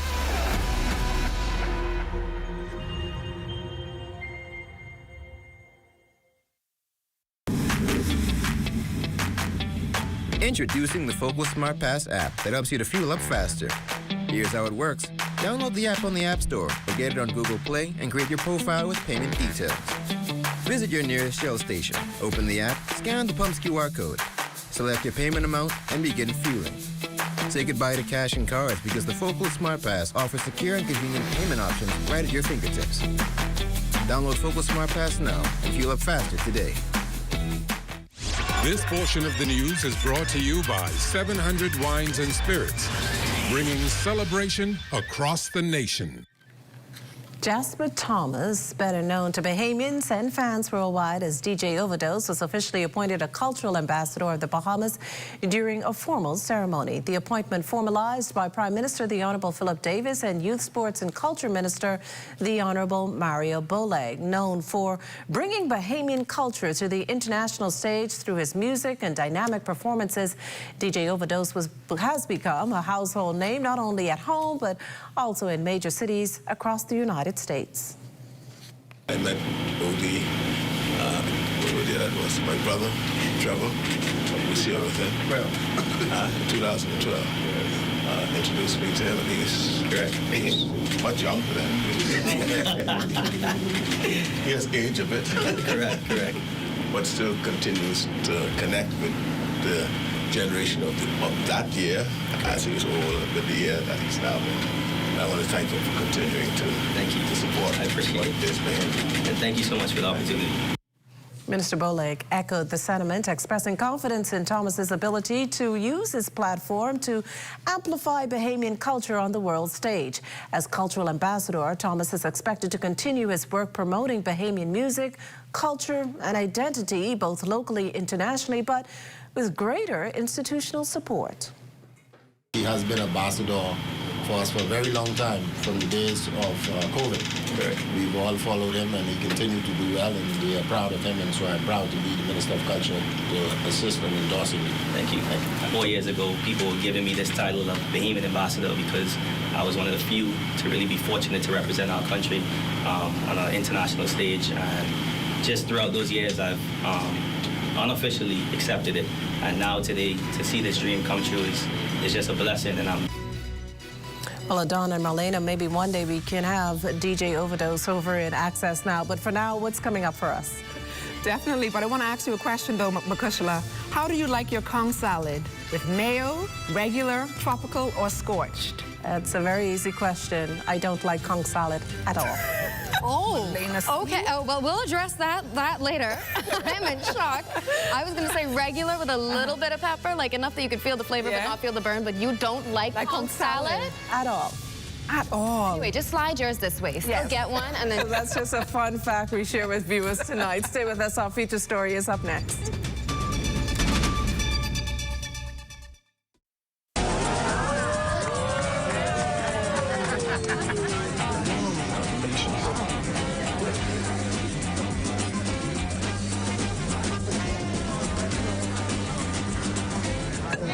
Diet-friendly special.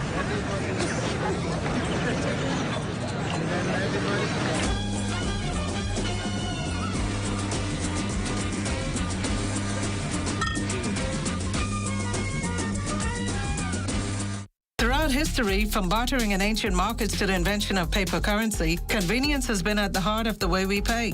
As time marched on, so have we, from barter to cash and cash to digital. Whether you pay with an online bank transfer, digital wallet, or contactless card, with digital payments, options abound. The world never stops evolving, and neither should you. Choose freedom, choose flexibility, choose convenience. The future of pay is digital. Visit us online at livedigitalbahamas.com and on social media. As a professional graphic artist, I work from anywhere in the world. When I travel, I try to keep up with my paperwork and bills as much as possible, utilizing NIB's ESS, or Employee Self-Service Portal, to submit my monthly payments and to upload my contribution statement makes life easier. The portal is pretty easy to use too. I consider it to be user-friendly. It asks all the necessary questions to guide me through uploading my contribution statement, and I like that it calculates my payments. The NIB representative who showed me how to use the portal, she was patient, friendly, and knowledgeable. I used to fill out my contribution statement manually and visit an NIB office every month to make payments. But now the ESS portal allows for the entire process to be completed online in a time-efficient manner. Like, yay, thank you, that's done. You should sign up today at ess@nib-bahamas.com.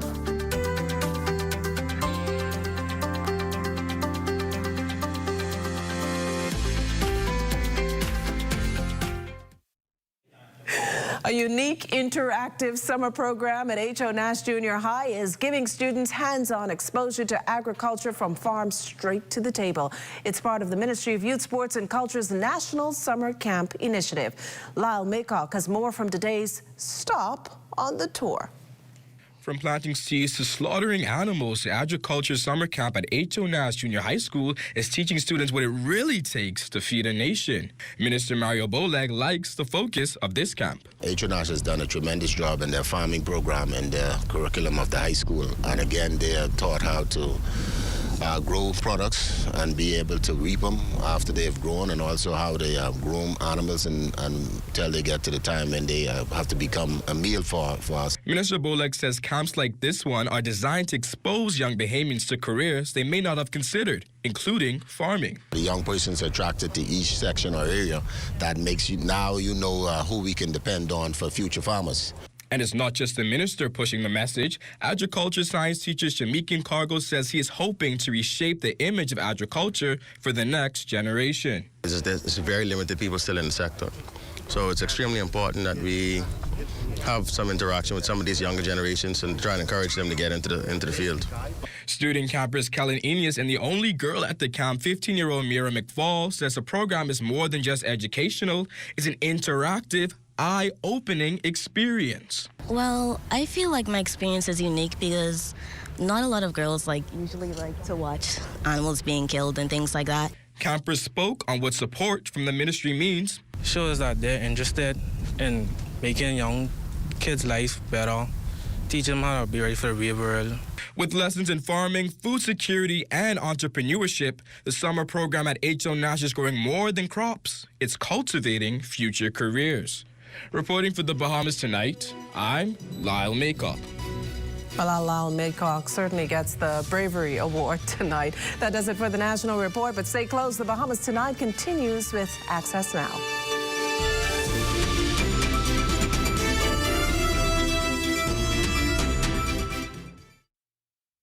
Promotions in association with We Are Family Entertainment and Tango's Entertainment presents Praise Break 2025, featuring international gospel sensation Kevin Dowswell, Bree Babineau, and the First Lady and Queen of Gospel, Reverend Shirley Caesar. August 9th, alongside your favorites, Nikisha Barnes, Tia Johnson, Joyne Gibson, E-Man, Sharon J, and DJ Godson at the Nassau Cruise Port Amphitheater. Gates open at 6:30 p.m. and concert starts 8 p.m. sharp. Tickets are now available online and at all ticket locations at LSD Couture, Kids Teen Closet at the Mall at Marathon, and Catwalk Boutique. Tap into luxury at Lux Mary and Things Natural Limited. This ad is sponsored by Galilee College, Nassau Cruise Port, Breezes Hotel, Joy FM, ZNS Network, The Beat, Elite Concepts and Solutions, We Buy You Sell Group of Companies. Tourism today. Bahamas tourism today. The Ministry of Tourism, Investments and Aviation is excited to announce Gumbe is back on Bay and across our islands this July. Get ready, Bahamas! Gumbe Summer Festival 2025 is here! From Bimini to Inagua, Gumbe Summer is back and heating up across the islands of the Bahamas. 1971. That was an historic year when our former tourism executives sat back and looked at how could we get more business to our shores. And tonight we see an expression of our culture in the form of Gumbe. We bring back Gumbe Summer Festival after it's been on hiatus for a little while. And we're so excited that we're taking it all around the islands. We're doing this at Exuma and Eleuthera and Long Island. And no island is going to be left out. Taste your way through classic Bahamian dishes, drinks, and sweet delights. Then, take a step back in time with old school island games that'll bring back memories of the good old barefoot fun you had as a child. Got a kid? We've got Safe Kids Corners where they can be free while you kick back and soak it all in. That's not all. Shake up to live performances from our top Bahamian artists, hitting the stage with those Bahamian hits you know by heart. It's Rake and Scrape, arts and craft, culture, music, and straight-up island pride, all packed into one unforgettable celebration. So round up your people, bring the whole family, and get ready to move, groove, and make memories the Bahamian way. This is Gumbe. This is summer. This is the Bahamas. Come, let's spend that day. Everybody say, we going Gumbe. Come, let's go Gumbe.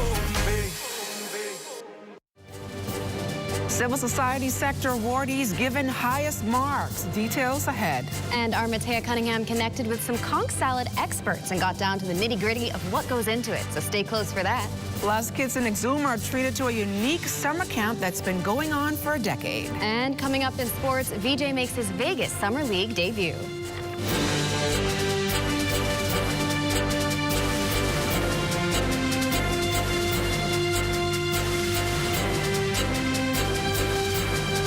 Tonight, Access Now starts now.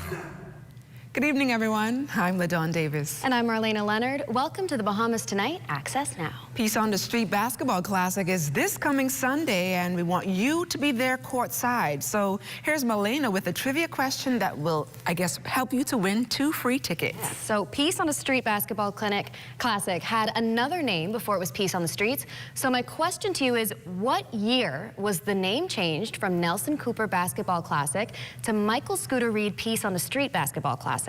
So again, the question is, what year was the name changed from Nelson Cooper Basketball Classic to Michael Scooter Reed Peace on the Street Basketball Classic? Now be the first to call 502-3800 to win those tickets. But while you do that, let's dive right into the news. Government House rolled out the red carpet last night to celebrate an extraordinary class of Bahamians who are making significant contributions to improving the lives of others in impactful ways. Corval Pyfrom was at the celebration.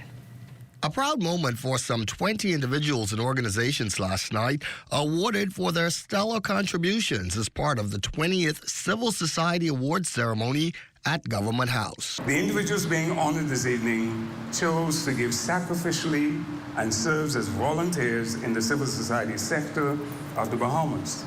These individuals represent multi-sectors across civil society, most of them non-governmental organizations.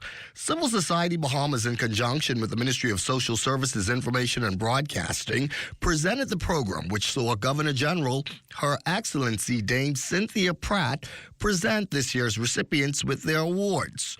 Permanent Secretary in the Ministry of Social Services, Federal Raming Turnquest, praises the awardees, noting their contributions cannot be overstated. As a ministry, we know that we cannot do this work alone.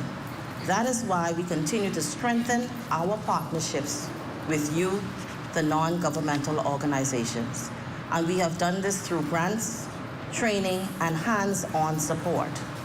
We've launched community outreach efforts because we believe social services must meet people where they are. Awardee Jamal Knowles has been working with the Man of Today, Man of Tomorrow organization since 2023. The program provides support and mentorship to at-risk young males from ages 8 through 25. Knowles, who feels he was called to do this, was moved by the recognition. I never expected to be honored. When the chairman of the organization I'm a part of, when he told me that I was an awardee, I was so surprised. I never looked to be honored in this way. You just come out and you serve and you give your best to the community. And so I'm just grateful, to be a part of this august body. The message from the Permanent Secretary, it really touched my heart. For the Bahamas Tonight, Access Now, I'm Corval Pyfrom. Thanks, Corval. Well, conch salad is a must for most Bahamians, unless you're Makushla, and it comes in various forms, and, well, let's just say it depends on what you want in it. Our Matea Cunningham checked in with some conch salad experts who had their own views. Here's her story. Ask any Bahamian where conch salad came from, and you might get a different answer every time. So, we asked the people who've been shopping it long before it was trendy, the OGs who made it a craft. I'm Matea Cunningham, and this is conch salad, the backstory. My name is Mr. Poole. We start off from a spotter ski dog. We start off with a Scotch conch. The Scotch conch is just sour, pepper, lime, orange. Not even orange. We used to use big sour at that time. Now, the tropical come around like 7 years ago, whereas with sweet pepper, different sweet pepper, onion, tomato, cucumber, pineapple, mango. Pineapple is not conch salad. So you could call that basically fruit salad with conch in it. There's a rhythm to how it's made. The scrape of the knife, the squeeze of the lime, the sting of the goat pepper in the air. But even with the same ingredients, no two vendors make it exactly the same. So, is there a right way to make conch salad, or does each version tell its own story? I'll tell you the proper way to make conch salad. You know, a lot of time people full of just to heap up conch salad with onion and tomato and whatever else. If I get a big conch, I use one. If I get small conch, I use two. But you don't need no bunch of little piece of onion, little piece of sweet pepper, a whole tomato, pinch of goat pepper. If they want extra pepper, you can always put it in. Then you got enormous lime and orange to put in it so it could actually blend. A lot of people don't like the orange, so it could blend, and you'll have a good taste. This is only the beginning of a conversation exploring the historical, economical, and cultural context and impact of the beloved local dish, conch salad. The full episode of Conch Salad, The Backstory, can be found on our YouTube and Facebook pages at the ZNS News Network. For the Bahamas Tonight Access Now, I'm Matea Cunningham.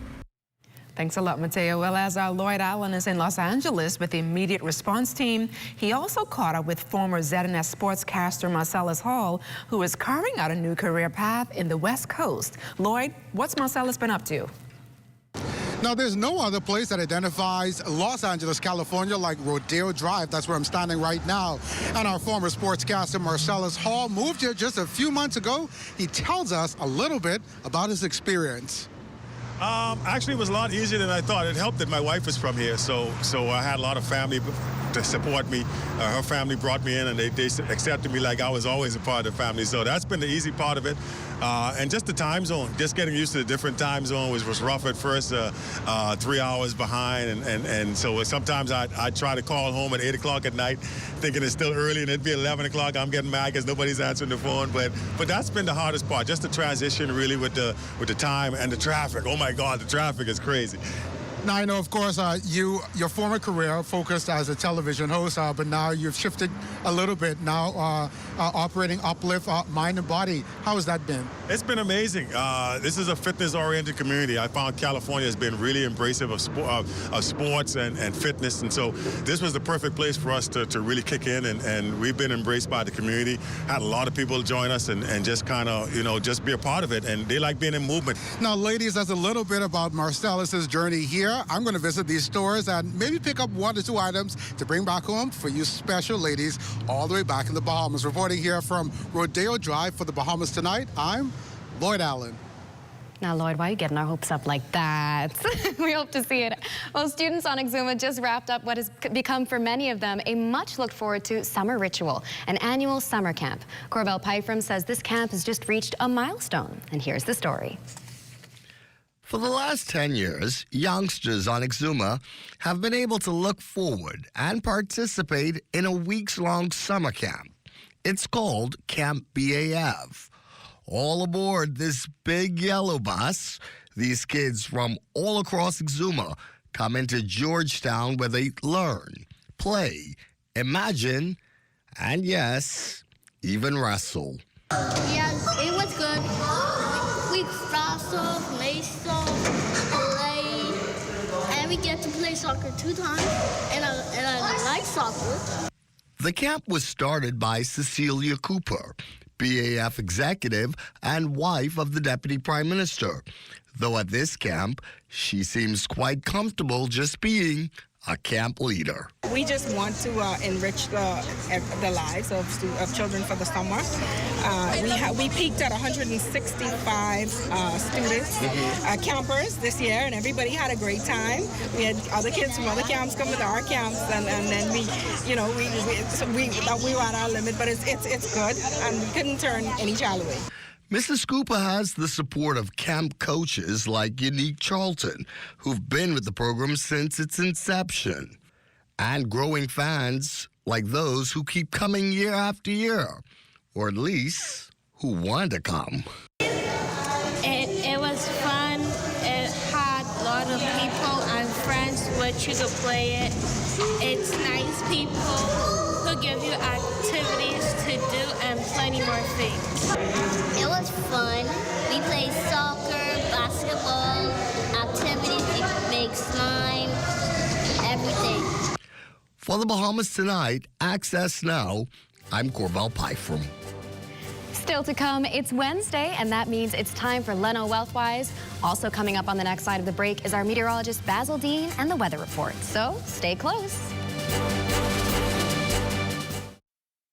Hot days, warm nights, but cool savings at Super Value and Quality Supermarkets. Chef Boyardee spaghetti and meatballs, 15 ounces, $1.69. Jacquard vegetable or canola oil, 40 ounces, $4.49. Ginger Evans flour, 5 pounds, $3.69. Yellow corn, 3 for $1.99. Whole chickens, $1.89 per pound. Duck the summer heat and cool off with the specials at Super Value and Quality Supermarkets.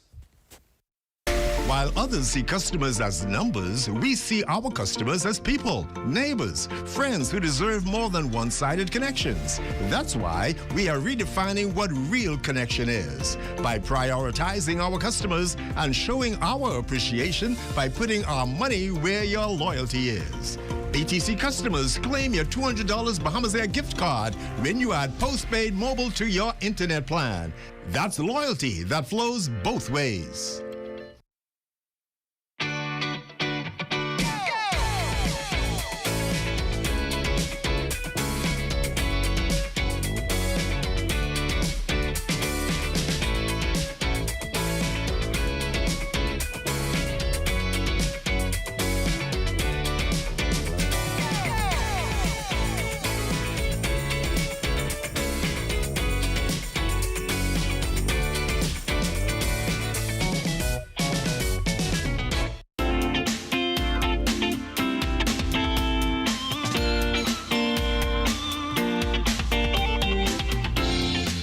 It's time for your Access weather forecast, and we have a troughing across the central Bahamas, and that is sliding towards the west. So we'll see an increase in some showers later on tonight over the northwest Bahamas as that system continues to move towards the west. And the Hurricane Center, well, they're monitoring this area of low pressure in the Gulf of Mexico. They're giving it about a 40% chance of perhaps becoming the tropical depression, but we'll wait and see what happens with that. Your boating forecast tonight, that is brought to you by Live Business, where we simply bulk up your business. In the northwest and central islands, tonight through Thursday, southeast winds at 12 to 18 knots, wave heights 3 to 6 feet, so caution flags remain in place for the northwest and central islands. High tide takes place at 57 minutes past midnight. You can expect your low tide at 7:20 tomorrow morning. Now for the southeast Bahamas through Thursday, southeast winds at 15 to 20 knots, choppy seas. They're going to be around 4 to 7 feet over the ocean, so we also access small craft in the southeast Bahamas to exercise caution. And then on Friday, we will see a reduction in those winds over the northwestern islands, becoming southeast at 10 to 15 knots. The wave height subsiding 2 to 4 feet, so we'll drop the caution flags for the northwest Bahamas on Friday. Low tide takes place at 8:13 in the morning with a high tide at 2:42 in the afternoon. And for the central islands, we will have southeast winds 12 to 18 knots, wave heights 3 to 6. And for the southeast at 15 to 20 knot winds will continue out of the southeast with small craft cautions remaining in place. That's going to do it for your boating forecast. It's time now for your international temperatures, and they're brought to you by Royal Star Assurance. But don't you know that while you out looking for sugar, someone can taste your honey? Don't you know that while you out looking for sugar, someone can taste your honey? They say what's good for the rat is good for the cat, and you know damn well that's how things go. And that's going to do it for your international temperatures, brought to you by Royal Star Assurance. But join me at 11 o'clock for a full weather update. Marlena. Thanks, Basil. Diversifying your income is an essential step toward financial security. And in today's Wealthwise segment, experts at Leno share how you can build a sustainable side hustle.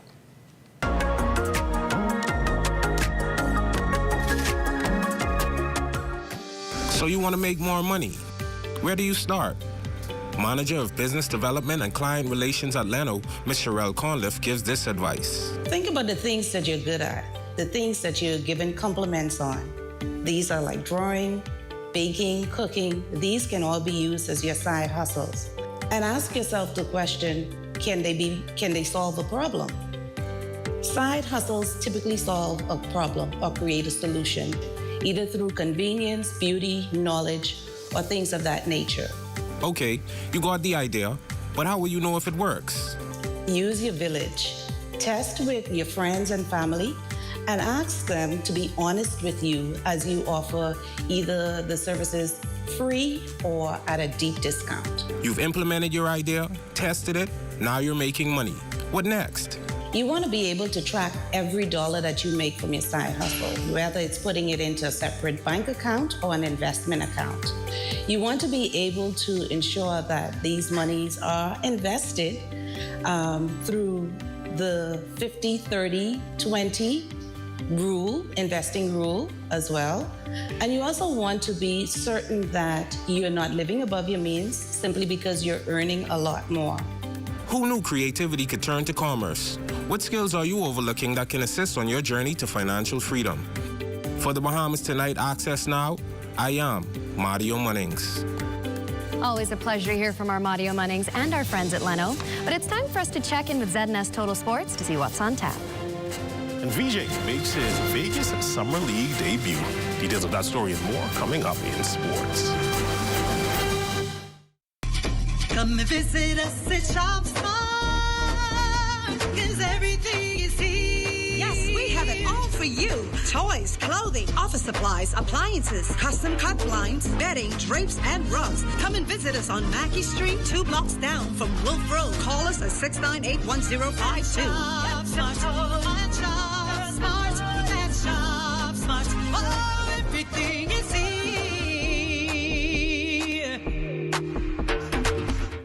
Snacks for the kids, picnics for the family. Summer fun eating starts at Super Value and Quality Supermarkets. Kraft macaroni and cheese, 5.5 ounces, 99 cents. Parmalat whole or 2% reduced fat milk, 32 ounces, $3.19. Sweet cantaloupes, $3.99 each. Danish spare ribs, $2.39 per pound. Bone-in chicken breasts, $1.99 per pound. Duck the summer heat and cool off with the specials at Super Value and Quality Supermarkets. Wednesday, July 16th at 9 p.m. Tune into the ZNS Television Network for the opening ceremony of the 40th Canto Annual Conference and Trade Exhibition. We will champion digital sustainability through climate-resilient networks, create a common framework for digital sovereignty that gives the Caribbean a collective voice strong enough to demand respect in the global digital order. That's Wednesday at 9 p.m. on the ZNS Television Network.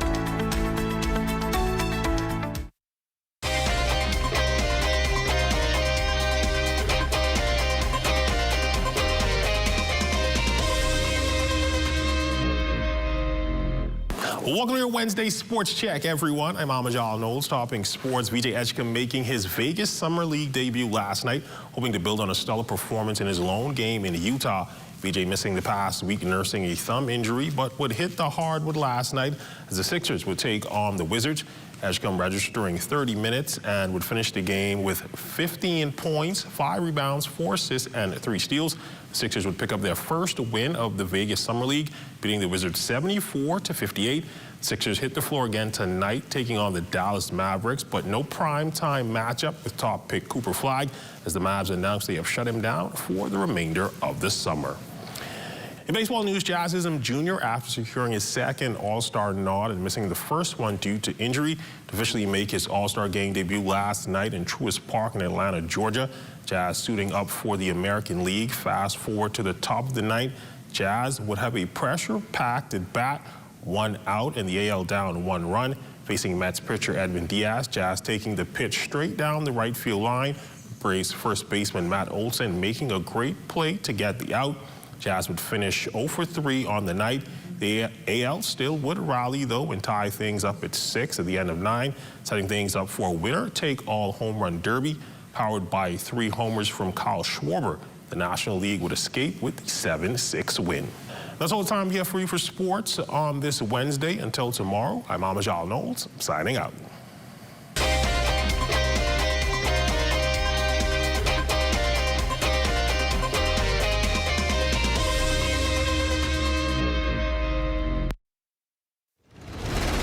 Clint Watson has been the trusted voice of journalism for over 2 decades. He is your first choice for hard-hitting discussions, your best choice for current affairs issues and investigative journalism. It's time to start the journey of relentless journalism. It's time to start the journey of facts over fiction. It's time for the Rundown with Clint Watson here on ZNS, where only the sun covers the Bahamas better. Welcome to What's Trending. Join me, Jiminita Swain. And me, The Bahama Beauty, Monday through Thursday at 6 p.m. Only on the ZNS Network.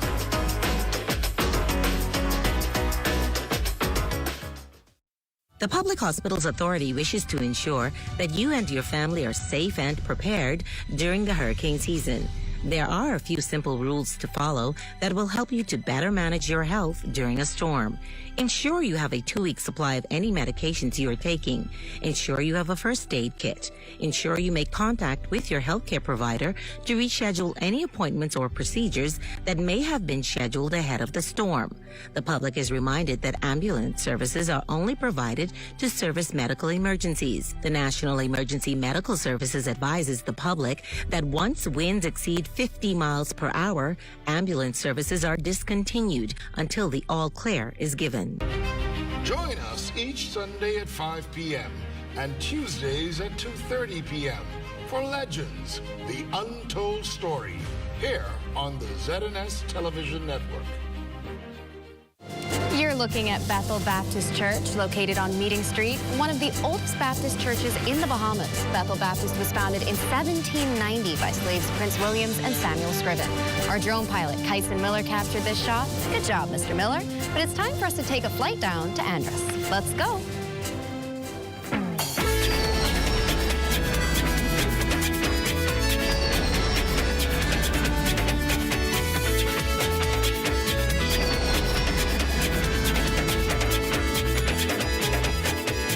Andros is not only huge, but is full of mysteries and unique cultures. Charles Fisher was there recently and explored the docks of Andros. Here's what he filed.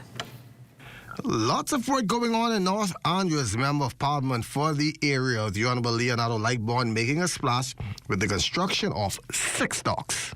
We have our two in Low Sound, we have Kong Sound, Nichols Sound, Majestic Point, Red Base. Our first stop was in Red Base, where the roads have been paved and a long ride cut short. This road you see here today that we just came down on, like you say, 15-minute drive. Used to take us an hour and 15 minutes, maybe an hour and a half, depending on the speed you're doing. You see, we have 13, 14 miles here of road. Behind me, you see, we have a newly paved, a newly constructed dock with a gazebo. This hasn't been here in over 25 years.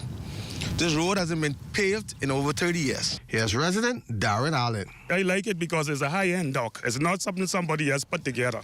You know what I mean? It was a thought and something put together properly. Just like how they do the road. The road was in patch up. Let's now move into Mastic Point, where, according to Lightbourne, the dock should be completed within the next 3 months. Further on, just the south of this, you would see the old dock. But you could see that we're investing in these communities, how we are doing our best.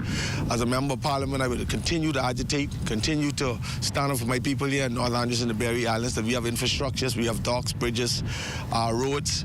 These are the things that matters most. These are the builds of the community, bring empowerment. So we'll continue to do these things here in North Andros and the Berry Islands. If you look, you could see some dredging going on. So in another few months, they'll have a possible ramp. You would possibly see boats being able to tie in at any tide, whether the low or high tide, they'll be able to come in comfortably and secure their rafts. A happy resident, Billy Oliver. When tide low, we had to come up here, wait out there for several hours before we come in home, into shore. So this is a good purpose here for us today. Up next was in Low Sound, where 2 were built. This is also a fishing community here, and it's very essential that we had these docks put in place. We just left the Doral Island dock, which you see is nearly 90% completed. We are now at the dock at the point, which we call this area. And if you could see in the background, this is completed. Full-scale parking, lighting, solar initiative. So this what we are doing here in North Islands and the Berry Islands. We are empowering our Bahamians, we are empowering the Josians here, and these docks are a major part of the fishing community here. These are the lifeline of these communities. And so what you're seeing here in North Islands is empowerment. They now have access to 24-hour fishing. Let's call it a 24-hour initiative, that they can come out here at night. They have a ramp that they can pull up their boats any hour, any time of the day, morning, noon, or night. Andros residents who may feel that they are left out? In the southern part, in Stafford Creek, Blanket Sound, and Standard Creek, we have an initiative to put some docks in place, and also some roads need to be complete. So we'll be hitting those pretty soon. All good works for residents. For Access Now, I'm Charles Fisher. Only the sun covers the Bahamas better than Charles Fisher. He just loves his Family Island coverage, and we love to see it. Speaking of things we love to see, it's time to check in with Matea Cunningham, and let's talk socials. There's a new trend gaining popularity on TikTok based on the song Bugatti by Ace Hood. Specifically the line, "I woke up in a new Bugatti." Wouldn't we all love that? The challenge involves two people. One person sits down while the other, off camera, quickly pulls them forward to simulate a car speeding off. The funny part comes when one person is much stronger than the other. In some videos, the seated person is pulled rapidly across the screen, while others, the movement is much slower, creating a humorous contrast. Check it out. I woke up in a new Bugatti. I woke up in a new Bugatti. What are we making holiday calendar? The canoe, bloody. Canoeing Bugatti. Help! Help! She's taking me! I woke up in a new Bugatti. I woke up in a new Bugatti. Granny, Bugattis are fast. They're supposed to pull me fast. How do I know that? I've never driven anything but a Chevy. I woke up in a new Bugatti. I woke up in a new Bugatti.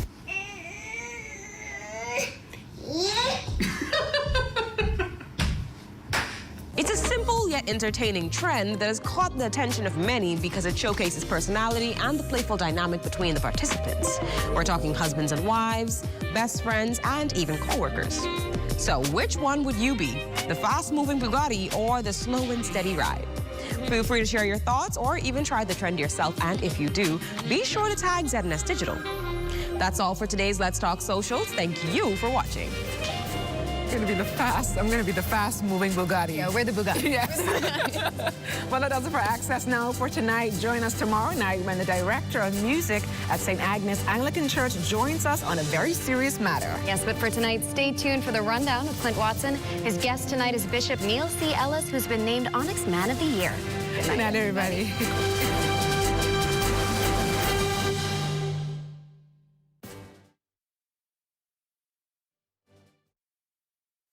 At Harold One, I'm Ted Jervis, and this is ZNS.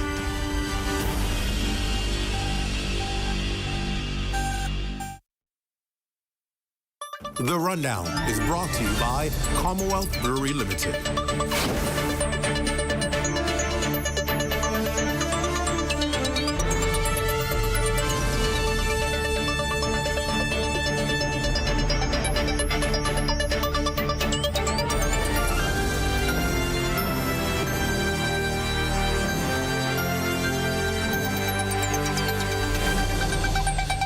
Good evening, everyone, and welcome to tonight's show. It's great to have all of you with us again, joining us. Going to have a pretty much power-packed show tonight. I'm sure something that you're going to want to stay tuned. But we begin with something that's very, I guess, encouraging and successful for our country. The Bahamas catapulted in the international spotlight once again. This time, a veteran clergyman is being honored for his invaluable contributions. Now, Orlando-based magazine Onyx is bestowing their coveted Man of the Year award to someone we all know, household name Bishop Neil C. Ellis, during its Men of Honor black tie banquet scheduled for September 27th. This distinguished award is conferred upon men who embody leadership, exceptionalism, and who have demonstrated outstanding service to their communities and professions. Bishop Ellis is a founder, as you know, of Mount Tabor Baptist Church, Tabor Church, that is, in Pinewood, where for nearly 4 decades his visionary leadership positively has transformed lives both locally and especially globally. 2013, he established Global United Fellowship, a worldwide alliance with affiliates in more than 40 countries across 5 continents. You can also add prolific best-selling author to his name, having written 21 books. His latest initiative, Neil Ellis Works, is a dynamic digital system designed to empower individuals in leadership, faith, and vision development pretty much worldwide. The founder of Onyx Magazine, Richard Black, and Bishop Ellis both join me tonight to talk about this prestigious honor. It is indeed a pleasure to have them both. Gentlemen, welcome to the show, and congratulations, Bishop Ellis. Thank you very much, and it's good to be here. My God, you're on the rundown. Listen, you've made it now. I made it. But listen, I think it's an honor of ours to have you here. And again, you continue to do amazing things internationally for this country and ought to be congratulated for your continued work. Some people, when they retire from one thing, they relax and enjoy life and until it's time to go off into the sunset. No, you shift gears and go into another level and transition, and that's absolutely exceptional. And I guess it's good to start with you. I'm going to start with you, even though you're our guest of the country.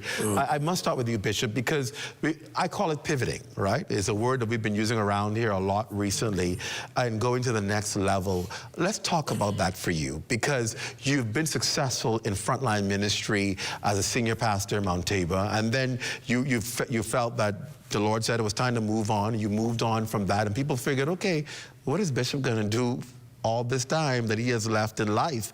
And for you, you transition into the next level. How has that process been for you? Well, it's been, first of all, Clint, let me thank you for having me. I have always delighted to share moments with you. Thank you. And I want to commend you for the tremendous work you continue to do here at the corporation. Thank you. Clint, my whole time in ministry has been about obedience. It was God who drove me into ministry. I did not want it. But of course, many people know that story. And it was him who told me when it was time to step away from it in terms of pastoring a church.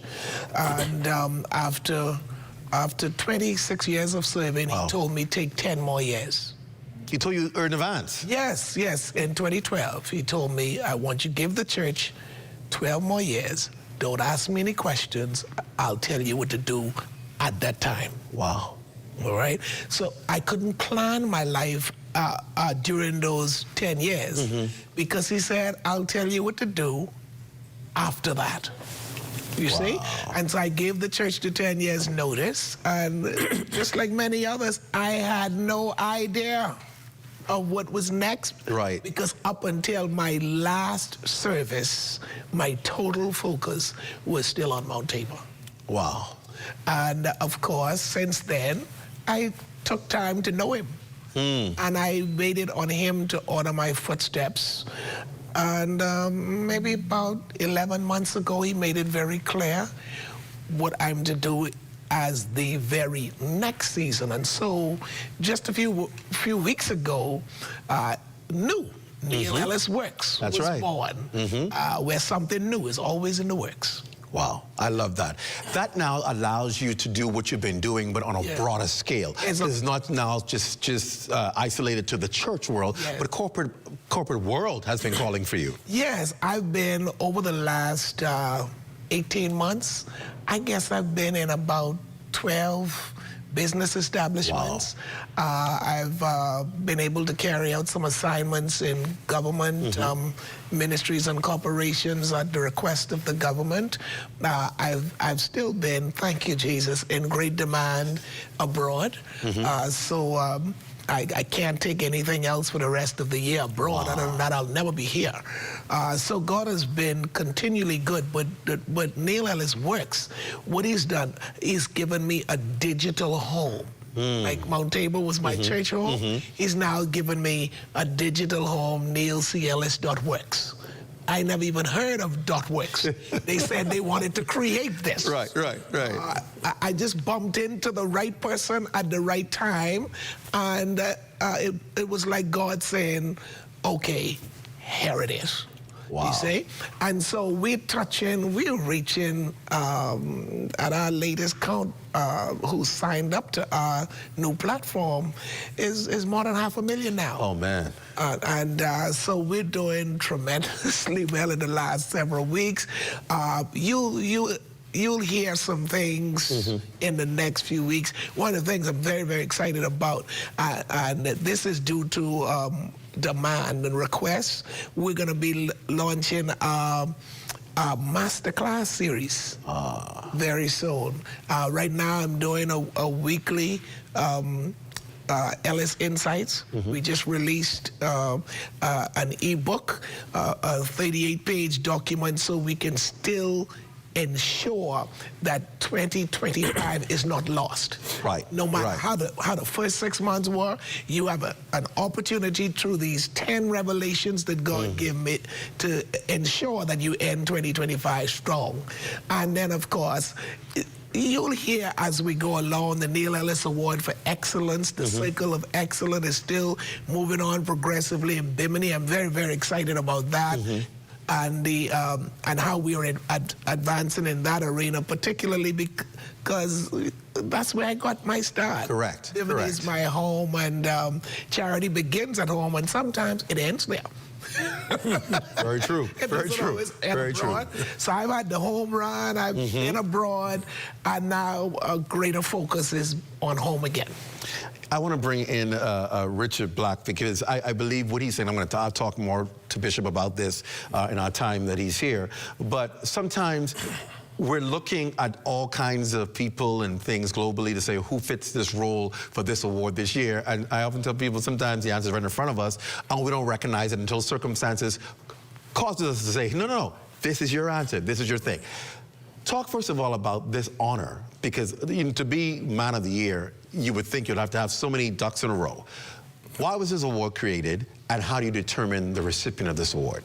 Well, first of all, Clint, we want to say thank you for having us. And to be a part of this, it's just a really exciting opportunity right now to recognize ordinary men who are doing extraordinary work. Yeah. Here in America, here in the Bahamas, London, Canada. We sort of kind of reached out and found the right people. When we came past the name Neil Ellis, I didn't know him at the time. I had heard of him.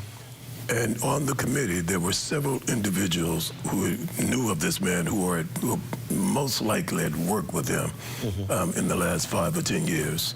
And they started sharing information. We had about 65 different men from around to be considered. And when we whittled it down, his name was chosen unanimously. Men of dexterity, fortitude, tenacity. And as I've gotten to know him over the last 30 days, I see why he was selected. He has done phenomenal work, transformative leader, individual who was really just making a difference on so many different platforms. And I think this year with the celebration, the faith world component of it, the spiritual component of it, has taken this to a whole new level, considering what's happening in America. Correct. So he's bringing about continuity and people coming together. So I see this as a reunion. My parents are Bahamian. I'm American. I tell most people, don't go by my accent, because you'll get lost. You know the last name, I heard the last name Black. I was like, So when you hear Rich Black, you know. But he has just done phenomenal work, and we're just so excited. People are calling every day to purchase tickets or to try to get a table or to be a part of the celebration. Over the last maybe 4 or 5 years, we've recognized maybe about 4 or 5 Bahamians, to include the Prime Minister with the Global Impact Award. Wow. Sir Franklin last year, and we celebrated Woody Wilson, Consul General Hollingsworth. And I think what we're doing now is building a bridge from the Bahamas to Orlando and from Orlando to the Bahamas. But it is a party with a purpose, and we've met with University of the Bahamas, the Rosen School of Hospitality, and so now we're putting together components that will be about nation building and making sure that our future generations are inspired and that they will would do great work, just as this young man has done. When you talk about the Man of the Year award, obviously a big component of that is leadership. Yes. And then when you talk to people who are noted people of names, in the United States, here in the Bahamas, some of the big names you talk about, and you ask them, you know, what do you know about the Bahamas? And they talk about, oh, Bishop Neil Ellis. He's mentored me, he's spoken to me, he's talked to me, he's spoken into my life. And it's amazing, because you talk to Bishop Ellis, he never mentions that, right? And so it's an amazing trait when you have somebody who impacts and mentors or speaks into or counsels and guides national and international leaders, but you never know. How important is that in leadership to you for men who obviously are making significant impacts by the big players they talk to, but you never know it unless those persons say it themselves. They don't use it on their resume and say, oh, I've done this, I've done that. But they're silently making major impacts by leaps and bounds worldwide. Well, you know, it's often said that an empty wagon makes a lot of noise. Yeah. And I've had the opportunity today to visit the library, which is one of a kind here in the Bahamas. And as we strolled through the library, we met so many individuals, the Oprah Winfrey, the Tyler Perrys, Nelson Mandela. And he has never shared this information. And I've been talking to him about 30 days now, and he never shared the information. He says, Rich, my life is about making transformative change for individuals. If I'm not making a difference, then I'm not living the life that I need to live. So I found that to be very empowering, that he would say that, a man of his magnitude, and he's just very humble. It's almost like you're Martin Luther King, if you will, and Barack Obama. And I see him on that global stage for the work that he's done. And the more that I get to know him and hear about him, we definitely made the right selection. Wow. Bishop Ellis, you get the call that you're receiving this award. What did you say? Oh, no, I ain't checking for y'all. Hanging the phone up. No. He didn't want the call. Hey, he didn't want the call. He didn't want the recognition, right? I initially turned it down. Wow. I initially turned it down. Clint, you get to the point where another award, you know. Yeah. But and others who heard that I was selected started speaking to me. And I came to realize, you know, sometimes the Lord will send things your way just for you to pave the way and open the door for some others. So I concluded that not accepting the award may be a situation where I'm blocking the flow for some other people. But I tell you, after I agreed to accept the award, and then this wonderful gift here has been calling me over the last several weeks, and members of his team, and sharing with me and what it's all about, then something else clicked. This is more than an award. They have a foundation. The foundation, the magazine, that's the group that really produces the award. But they're doing so many things, and as a result of analyzing all that they're doing, I recognize too how the Bahamas could be connected to this whole foundation. And so today, we were able to talk to the new president of my alma mater there, UB, along with the chairman, and we were able to share with the prime minister today, etc. And then it clicked. I'm accepting this award simply because there's some other things that need to happen between Florida in particular and the Bahamas and the whole diaspora there of the Bahamas. I believe there's such a connection that need to be made, and I see an avenue through which I can make a greater contribution. Wow. We're going to take a break. You know, with Neil Ellis works, something new is always in the works. There you go. They got you knowing the taglines and all. We're going to take a break. When we come right back, and we're going to talk more about the impact and what it means on the global stage. We're back after this. Stay close.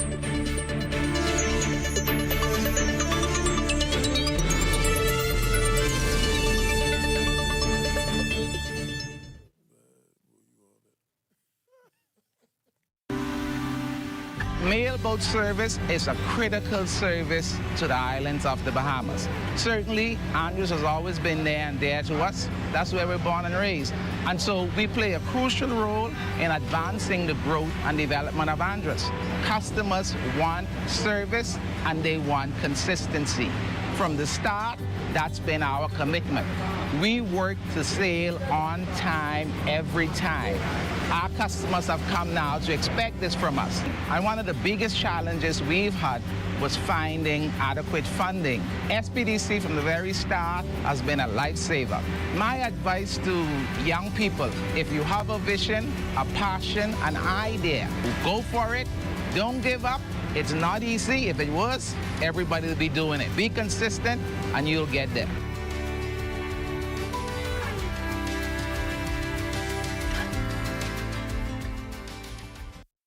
We go everywhere. Shop early at Janae's Chesapeake Road annual back-to-school sale going on now. Get up to 20% off on all school items in stock. Yes, all school items in stock. Shirts, jumpers, skirts, boys' long and short pants, school neckties, PE shorts, in a variety of colors and school monograms. Shop early and don't miss out at Janae's Uniform Center Chesapeake Road's annual back-to-school sale going on now. Remember, we go everywhere. Beat the rush and save, save, save at Janae's annual sale now.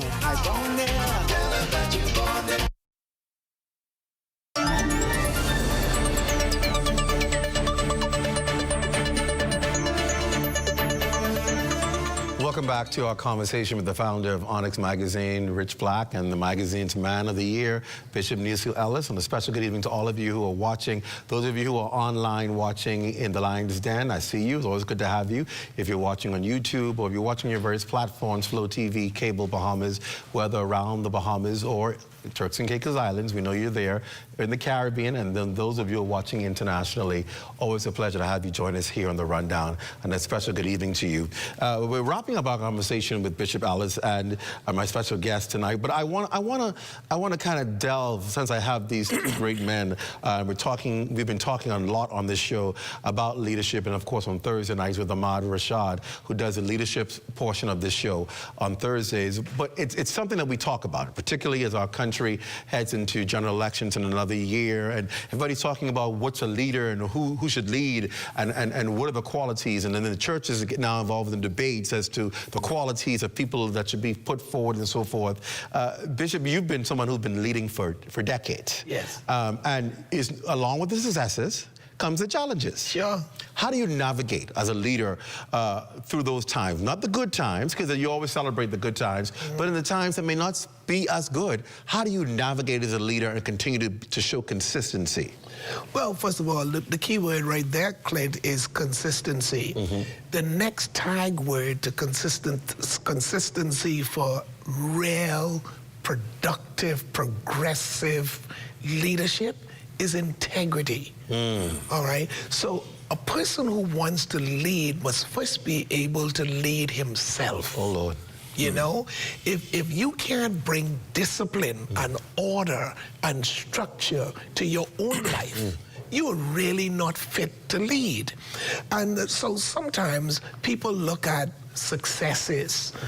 He's been successful in this and successful in that and successful in the next thing, and they think that's the making of a good leader. Not really, because you could be successful in this and try to lead a group that you have no knowledge about. All right? So success in an area does not qualify you to be the leader in another area, unnecessarily. But there are some fundamental, basic characteristics that should be found in every leader. One has to be consistency. Another has to be integrity. And here's the key one. There has to be honesty. Oh, boy. Because your leadership is only as strong as the people who you're leading trust you. If they don't trust you, you can't lead them, even if you're out front. Wow. Do you believe there is, and I'm going to bring you in on this, Brother Black, there is a leadership crisis globally around the world? Do you believe that we're having a leadership crisis? I think that on the global level, folks have sort of kind of subscribed to get rich or die trying. We've become very capitalistic, we've stepped away from our value systems in which we say that we strive to be, we're working on to become better people. And I think as a result of that, we have passed something on to the next generation, is that it's about money. It's not about values. It's not about cultures. It's not about the Beatitudes. It's about let's get rich. And I think with what we do with Men of Honor, these are very successful men, but these are men who are making change and facilitating change in their communities, which sets them apart. And so as we look at leadership, and I guess what we need to really bring about is transformative leadership. How do we change? How do we change our communities? 50% of the marriages in America end up in divorce. How do we change that value system? That we marry not for money, but we marry because I love you, I care about you, I want to raise a family. So I think as a result of that, we're losing, as a result of the business world, everyone is in it to get something, and we've just lost our way in the way of value. So there is a shortage, I believe, in the leadership that we have today, but there is hope. And when we have men like yourself and we have men like the bishop, you guys are really lighting the fire and leading the way to say that there's a way out and there's a way to do this better. So, what are you hoping? Go ahead, Bishop. Yeah, can I just add one thing here? Because, see,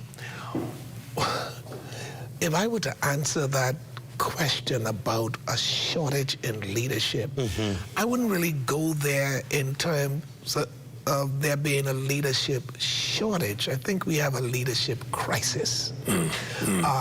We're not short on leaders, but what we're short of is on leaders who are willing to endure.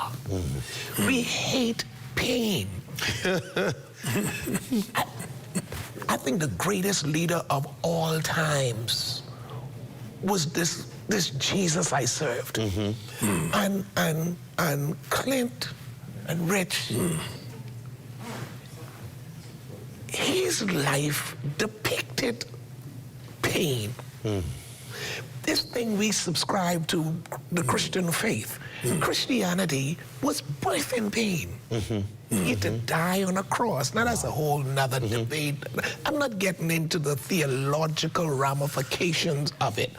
What I'm trying to say is one of the things that is consistent with good, transformative, impactful leadership is your ability to endure pain and not walk away. You have to be able, you have to be Martin Luther King, Lyndon Penland. Yeah, we could go down the list.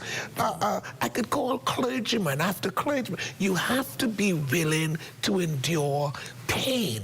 That's what a good leader is. And I'll close this portion with this. You remember David testified. He said, "The Lord is my shepherd, I shall not want." And he went on. He leads me beside the still waters. He restores my soul.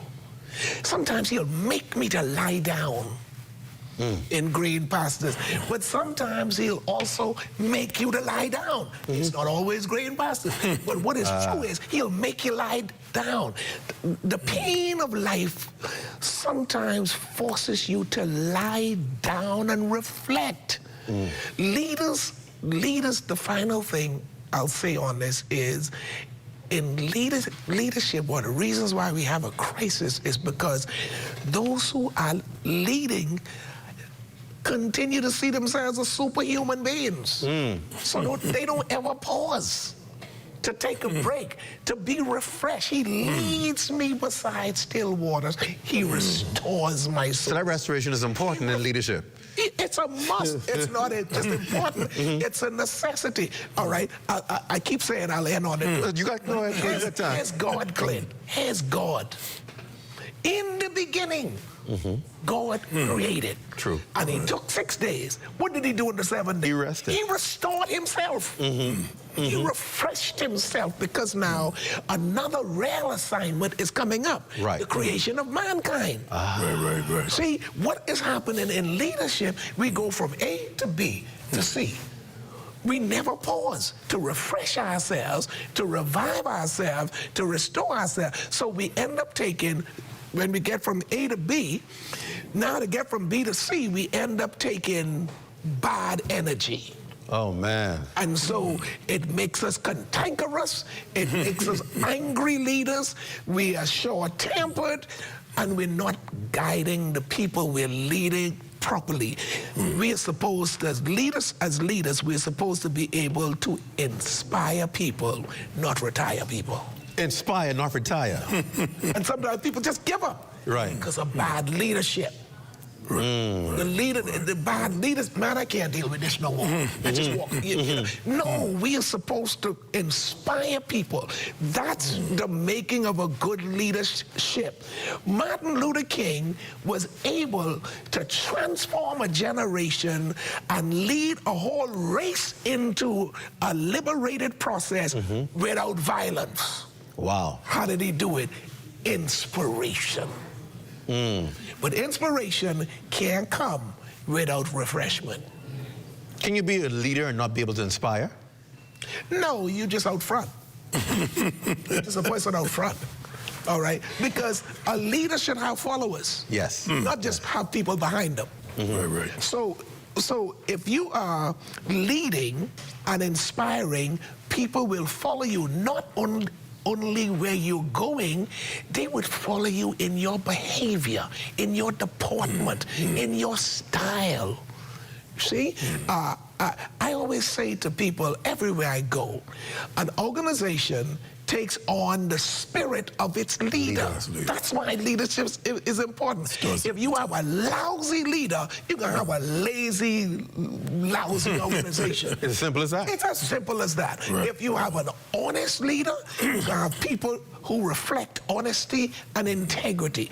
If you have a whoring leader or whatever, that's the kind of people you're going to develop. You're right. Because it's the same thing applies in the country. If you have an angry leader, an argumentative leader, people all through the country can have an angry spirit. Right. If you have a calm, you know, peace, you get the point.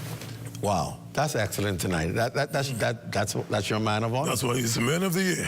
When is the event taking place so people can know, and those who may want to travel here? September 26th, 27th, and he will also be bringing a word in Central Florida on the 28th at St. Mark AME Church, which is one of the most powerful black churches there in Central Florida. So we're excited about it. You can log on to onyxmoh.com for additional information.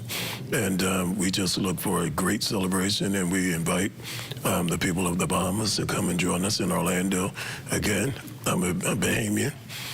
By way of my parents. That's right. We are just loving the Bahamas, and we're looking to really build bridges and make a difference. Well, you hit a home run with this. I'm sure Bahamians are going to be packing up to go to Orlando for this honor. Yeah. Congratulations. Welcome, and we'll take care. Congratulations again. Thank you for coming on the show, Bishop. Thank you. Congratulations again. Thank you for being such a revolutionary leader. Thank you, Mr. Watson. Appreciate it. Stay with us. When we come back tonight, we got a countdown to National Family Week. We're going to hear from the organizers of that. And plus, we got some other stuff to talk about. The other side of the break, the rundown is back on the ZNS Network. Right after this, stay close.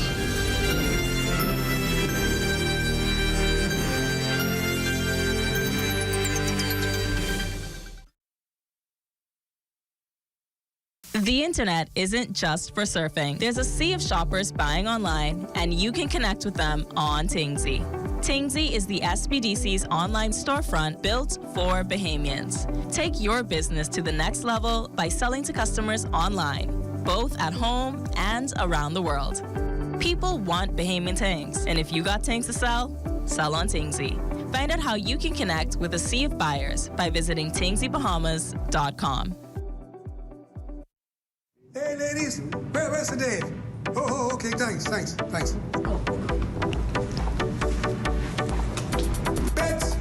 what's up? Ready, man, how you doing? I'm doing well. You Well, he's meditating. You've got to give him at least an hour. All right. Well, I can wait. I ain't got nothing to do.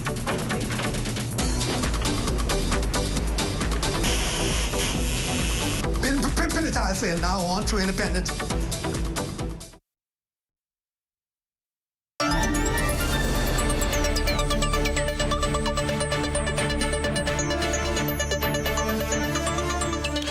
Welcome back. The Ministry of Social Services, Information and Broadcasting launches its second annual National Family Day this Saturday, July 19th through the 26th. And under the theme, Uplifting and Strengthening Family Ties, the goal is to, of course, encourage families to reflect on their roots, heritage, and spiritual values. The Department of Gender and Family Affairs will be spearheading this year's initiative, and Director Sharmi Farrington and, of course, Officer of the Men's Desk, Pastor Leonardo Allen Jr., they're both here to give us all the details we need to know about this important. Both of you, welcome to the Rundown. Great to have you here. Good to be here. Okay, so let's talk about this. Strengthening family ties, right? Family Week. Family Affairs Week, Family Week. It's important. And I think we keep talking about family being the nucleus of our society and the importance of it, but I don't know if people are taking it serious. And so I'm happy that there's a week that focuses on how do we strengthen the ties within family, because we know how to strengthen our relationships with friends, how to strengthen our work relationship and the jobs. We go to seminars about workplace relationships, but what about the family? Where's the family in all of this? Yes, thank you very much. And good evening, Bahamas. It's good to be, as always. Strengthening family ties is very important. When we look at what's going on in our society, we have to ask ourselves, where have we gone wrong? We go right back to the basic, what our grandmother used to do and our grandfathers used to do. Clint, in the day, family used to spend time, simply just spend time. Stop what we are doing. We are too busy. We're doing everything else except spending time with our family, finding out what's going on with them, what's happening in their lives. And I think we need to go back to those good old basic ways where, you remember, we used to have Sunday dinners or set aside a time when nothing else mattered except your family. Eating dinner in the evening used to be a thing. Now everybody eating in their room, eating on the road, eating in the front room, in the kitchen. It's no coming together anymore. No coming together. And so we need to stop, and this is what National Family Week is about. Pausing, putting everything on hold and saying, this week we are going to find, how can I find out what's going on with my daughter, my sons, what is happening in their life. Are we going to go out and do an event together? Find out from your children, what is it that you want mommy to do? What is it that you want daddy to do? What is going on in your life? Where am I going wrong as a parent? Sometimes this is all that is needed, just for us to ask, inquire, what are we doing? Where are we going wrong? How can we adjust? And so National Family Week, which commences on the 19th to the 26th of July, is a chance and an opportunity for people across the country to stop, focus on their family. We at the department, we have some initiative, but you, yourself, the public, can also jump in, plan that week. What can we do with our family? I want to say off the bat that we are challenging the public in your own way with TikToks. You know, get together. You will see on Monday we're encouraging the public to say, listen, look here. Do something with your family with the team, We Are Family. And they'll see that promotion coming out really soon, where we're asking the public at large, be creative with your TikTok. Sing to the song, We Are Family. How do you interpret that? Get your families together. But to go back, our week starts, of course, on Saturday, because we know we have Adventists, and we have a large following in the country of Adventists, and they worship on Saturday. So we're asking them on Saturday the 19th to go to their church. Focus on your church family. We're asking the pastors and the preachers, you know, to bring messages regarding the family and wholesome family living. And on Sunday, of course, we will be having what we call a national marriage recommitment for married couples, just celebrating the ideal of marriage. That's going to be held at Living Waters, but I know Pastor Allen will talk a lot more about that. But on Saturday is our major day where we are really asking the whole entire country, stop what you're doing. You're not going to have to pay for it. You may say, well, we don't have the money, so we can't do anything with our family. Well, this is the time, our department, we are investing in you. We're going to have all of the fun games there. We're going to have marching band, pop bands. We're going to have track, Clint. We have at least about 5 to 6 major track clubs who've already signed up. And we've heard from the Defense Force, the champions. They said they will be back to defend. And where is this happening? This is at the Thomas A. Robinson Stadium. Okay. So we're encouraging them to bring your family to Children's Corner. We will have a Children's Corner so you can drop your children off. We will have bouncing castle, the usual children's game. They will be fed. And so there is no excuse, Bahamas. Bring your children out. Come out and watch the track meet. Come out and enjoy the marching bands. Come out and swing a leg. I don't know if my pastor's listening, but swing a leg with the Bahamian songs, and we're just going to celebrate culture. I like that. Pastor, let's get you into this. How important is the role of men? I know you work in the men's desk in family. I think it's right up there with any other importance in the family. Talk about that and the importance of our men being involved in their families here in the Bahamas. Yes, the role of the men is very important, and I believe that once we take our role as leaders, we will see that the family will follow, because, you know, from the beginning, God gave us dominion, and that dominion that he gave us, it was to take full charge and responsibility of what he has placed in our hands. So the role of the men is vitally important as anything else in the country. So once we start doing what we are supposed to do, everything else, I believe, will fall in line. What has your area been doing to encourage men to play that vital role in their families? Because you talk to families, you talk to mothers, single parenting, and they're saying, boy, I need to have the father figure involved in my child's life. It seems to be so important to have that father figure in the development of children in the home. How has your desk been doing to encourage men to play that role in their families? One of the important things is that mentorship. We need men to step up and be mentors. One of the things, Clint, is that I know personally myself, I didn't have my father in the home. Somebody else had to be there to take up that role. And the way I see it, we need men who are going to step up and be mentors and role models in the lives of other young men who we see are going astray. Talk about the marriage event on Sunday at Living Waters, the idea around that and how that's going to happen. We have an exciting time exciting event planned for July 20th under the theme honoring the covenant and strengthening the family. So we need to now understand how important the covenant is. Okay, once we understand how important that covenant is, we will put everything together. Because once we have unity in marriage, we will see the strength. What are you asking for couples to do? To show up to Living Waters and participate? Oh yeah, we want them to come out and be a part of it. We want marriages, persons who you may be going through. We need you to come. Yeah. Whatever the situation is, come on and be a part of what is going on. One of the great things is, Clint, is that my wife and I, we have a forum, and it's called Hold It Together Marriage Forum. Just that phrase, hold it together. No matter what you may be going through in your marriage, you still have an opportunity to hold it together. So what we want to do from a national level is show our country that marriage still works. It can still work. So the Ministry of Social Services, Information and Broadcasting, the Department of Gender and Family Affairs, we want persons to understand that marriages can still work. You touched something that I thought was very important, because we have counseling for teenagers going through whatever crisis they're facing. We have counseling for marriages as well, too. We have counseling for anybody who's going through whatever personal issues they're going to. But we don't hear people talk about family counseling. And sometimes a family needs to meet together to discuss why we can't get along, why we having these differences.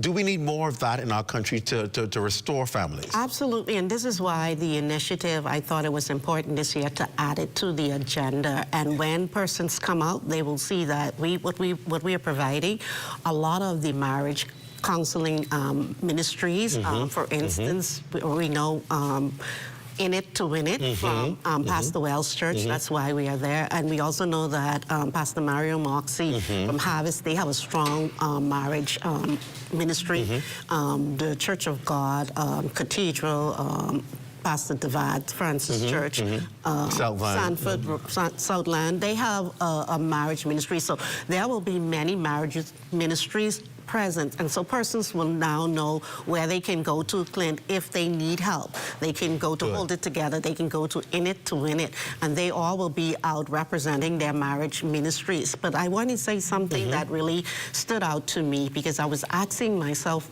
you know, how does it fit for others? And the Prime Minister, when he addressed the St. Agnes Church 180th anniversary, he said something very profound that stood out to me.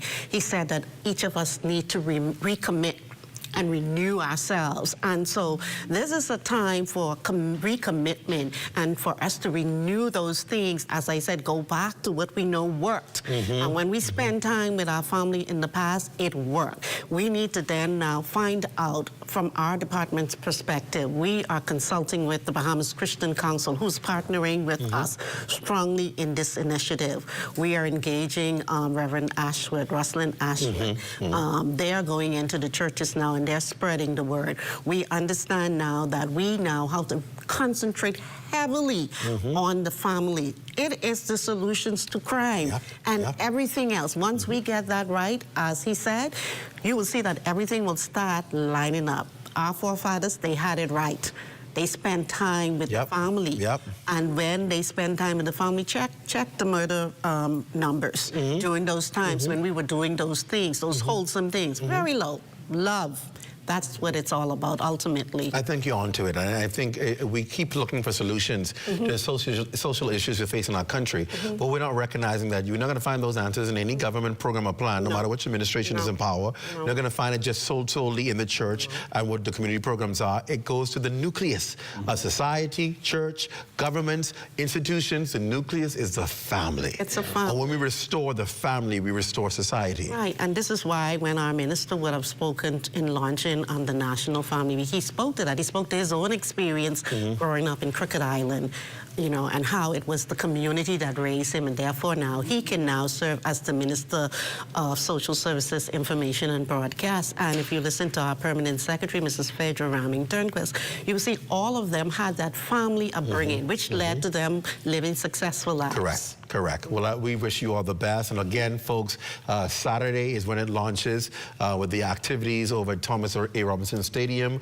beginning for what time? It's going to be 10 o'clock. All day, bring the entire family for that. Sundays is a marriage renewals at Living Waters Kingdom Ministries. You want to be a part of that. And then listen out for the other events that are going to be taking place throughout the week. It is a time to recommit. And even if you're not a part of those activities, spend the extra time this week with the family, right? Posts, you hear the social posts are going to be taking place on TikTok. Be a part of it. Spend an invested time in building our family. I promise you, if we build families in this country, we're going to see a social turnaround in our entire country. Director Farrington and Pastor Allen, thank you for joining me. And we wish you all the very best and success. Thank you. Stay with us when we come back in our next segment. Hear about an organization dedicated to mentoring young boys into productive male citizens of our society. They'll be here at the desk when we come right back. We're back after this. Stay close.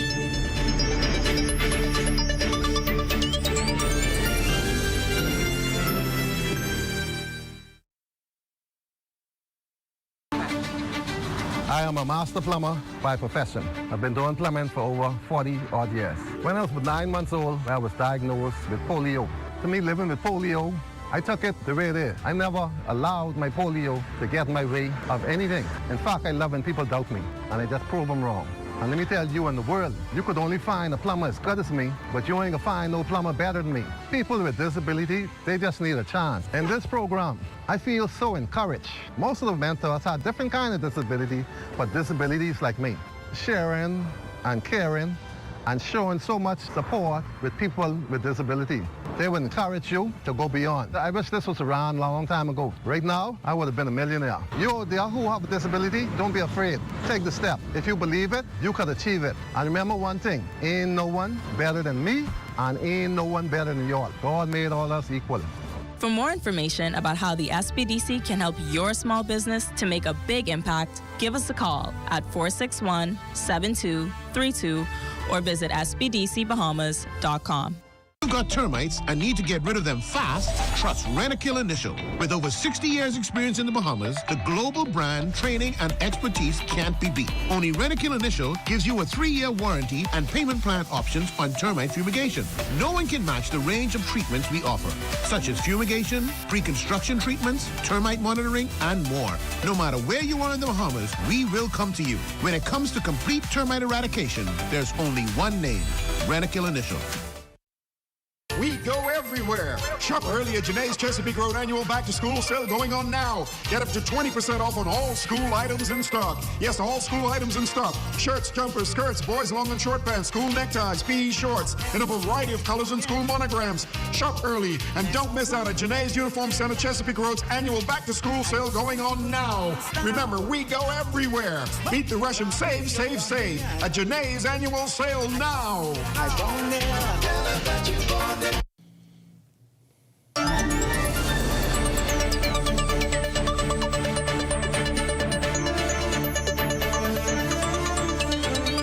Finally, tonight, we tell you about an organization designed to produce righteous men of society. Men of Today and Tomorrow is a non-profit organization comprising a group of men dedicated to, get this, positively empowering young boys between the ages of 8 to 25 years old. Now, their aim is to promote spiritual values, develop leadership skills, and refine the young talents and gifts of young men.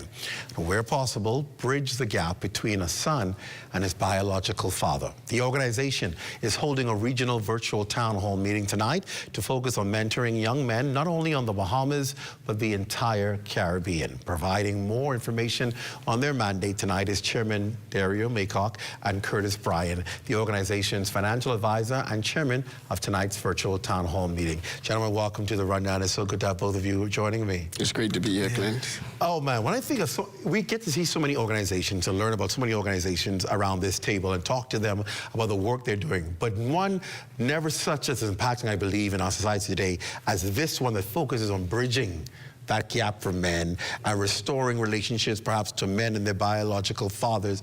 That's amazing. Talk a bit about how this organization first came about.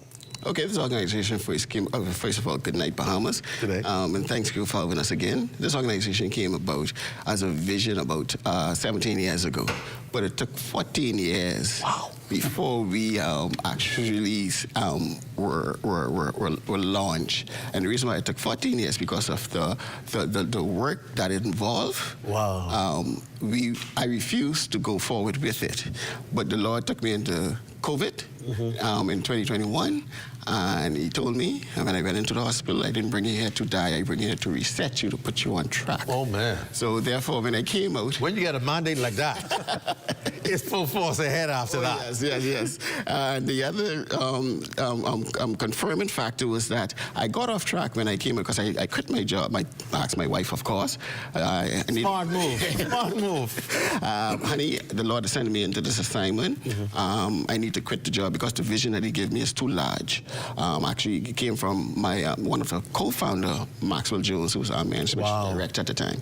And I quit my job, started to get off track because I felt that I needed to have a financial source. And my brother had a fishing vessel, commercial fishing boat. You got caught up in, so I got caught up in that, yeah. And guess what? The boat sank. Oh, wow. I mean, the boat sank. We were cleaning up the boat. We got it afloat. We were cleaning up the boat. And I broke my leg. And when I broke my leg, went to the doctor. The doctor said that, okay, it'll take you 6 months before you can walk, and 6 months of therapy.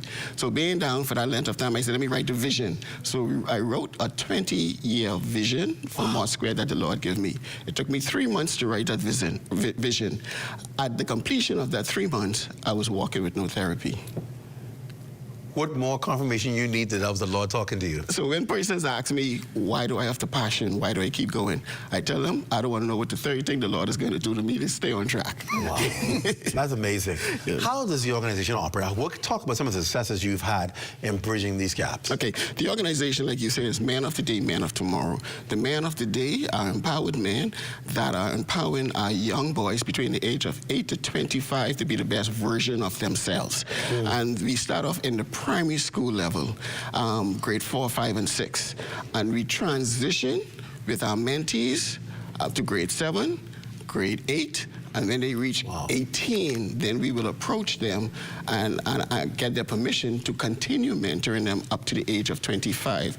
That's intentional, but I know we don't have the time to go into all of that, but it's intentional. There are three goals, long-term goals that we want to achieve.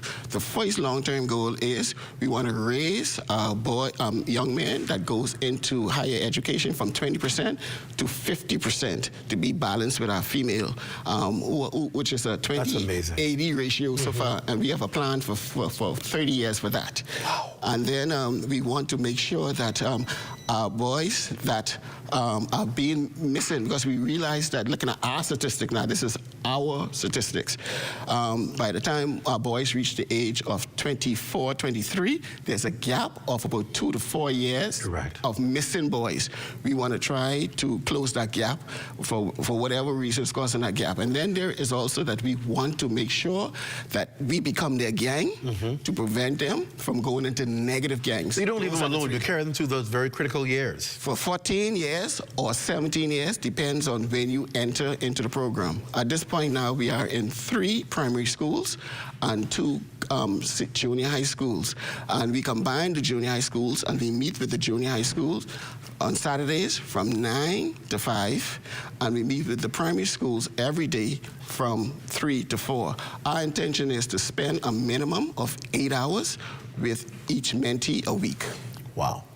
This is an amazing assignment. I'm glad many people are probably hearing about this organization for the first time. And I'm telling you right now, without their permission, if you can support it with your time, especially if you're a man out there, you can volunteer your time, connect with them. And if you're not out there when you connect and you got money, because money makes the vision come to pass. Send your seed. It answers all things, because this organization obviously is doing some things and filling some gaps that we need filled in our country.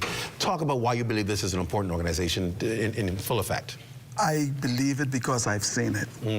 The young men, when they get to, comfortable and they start talking to you, realize that this was a need, not a want, for a long, long time. I am in charge of helping them on a day with their homework and classwork, right? We call it the Progression Leadership Department in our organization. And there are times when you get some requests from these young men that they just needed somebody to sit down with them just for a moment. Yeah. And it's not about the homework. It's about spending time. That's it. And they never really want the class to end some days, because when we do the fun things, they enjoy it. And so it's just a matter of that 1 hour that I take off from my work is a well-spent 1 hour. And what I've done is try to get my coworkers included in it, and from the manager to me, from the manager down to me. We all sometimes just take a 1 day and we ask our chairman's permission, get the school's permission to bring them in. And one time we even incorporated 2 schools. And they had such a good time. So it's something that's working, and we want to say thanks, because the parents realize that it's working. If you hear the testimonies of some of the parents about how well their children are doing, because we help not just with one thing, we help the whole man, mentally, physically, educationally. And of course, we are not a church-based organization. But the men in the organization have that foundation, so that comes in. Wow. And this town hall meeting is designed to do exactly what? Oh, this town hall meeting is designed to get the opinions of various different organizations that cater to young men and boys, that cater to young men and boys, and bring it all together so that we can seek to formulate a program not just for here in the Bahamas, but in the Caribbean, and go throughout the world maybe, because it's needed. We have Go ahead. Go ahead. Okay, we have men, we have persons coming from different organizations to be on a panel discussion. We're going to hear from one of our renowned doctors here, Dr. Robin Roberts, tonight for a few minutes. And then he belonged to the US2 organization, the leader of the Scouts, the Boy Scouts, the leader of Adventist Men, the leader of the Boys Brigade, the leader of an uplifting men. They will be on this panel. And maybe, just maybe, you may get 2 persons from the region in on this discussion. And I plan to ask them some real questions to help us to build stronger on, to build on what we have. Yes. How can people log on and find this? Where can people go to be able to get this forum?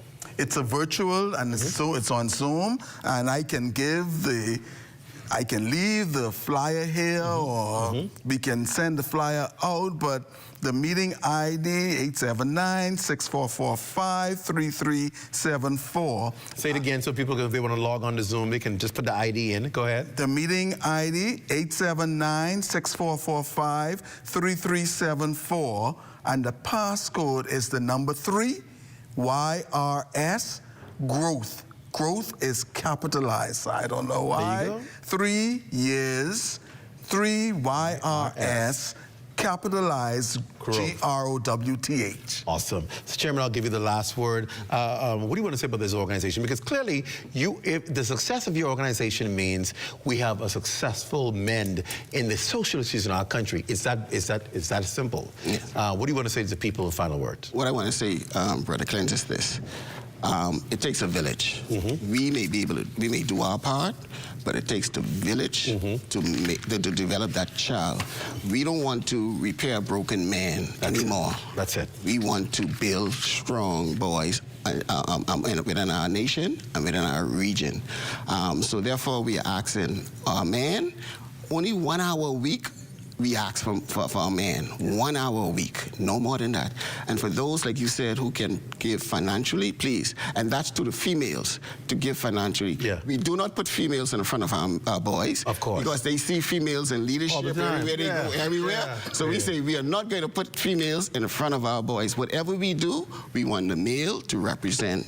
And one thing I'm happy with is that we have been consistent with our commitment to the schools. We like to give a shout out to the Department of Education for allowing us to go into the school, because our goal is to go through all of the schools in the Commonwealth of the Bahamas. But our 20-year plan first is to go through the 41 schools in New Providence first. Wow.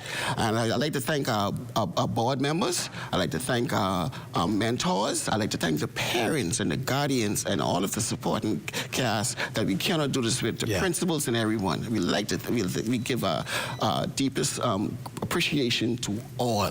And Brother Clint, we have some gift for you, because we're not making you an honorary mentor yet, because you have to go through 40 hours of training. I'll see, there you go. When you go through those 40 hours. 40 hours in there, I'm so happy in a week. Oh, Lord. Our mentors go through 40 hours of training, but we're making you an honorary supporter. Thank you. To wear our equipment. To wear your equipment, and y'all got some good equipment here. Yes. Thank you so much, gentlemen. I wish you, thank you so much for your success and for your taking up the challenge of this and help heal our country. Thank you so much, and we're fully supporting you 100%. Thank you for coming on the show. Thank you. And that does it for the rundown. Be sure to stay locked to the ZNS network for the Bahamas tonight at 11. It's the final newscast in the country with the latest news and information with Royce and Jones right over there in the building, somewhere over there. I'm Clint Watson. Thanks so much for joining us. Remember, tomorrow night is the rundown on leadership, I think, with Ahmad Rashad tomorrow night. And then, of course, we're back on the air on Monday, so please stay safe. Good night, everyone.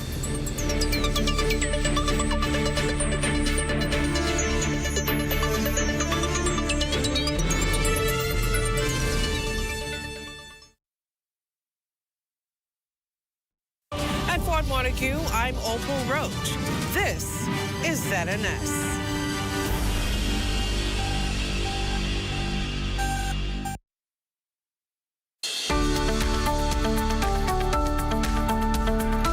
Canto 2025, I ask for you to rise if you can as we welcome the Prime Minister of Grenada, the Honorable Dickon Mitchell.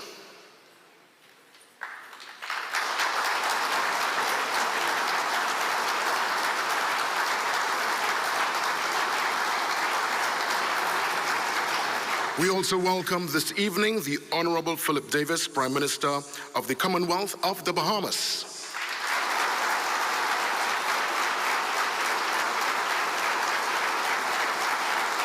The Prime Minister is accompanied by Canto's Chairman, Dr. Delero Newman.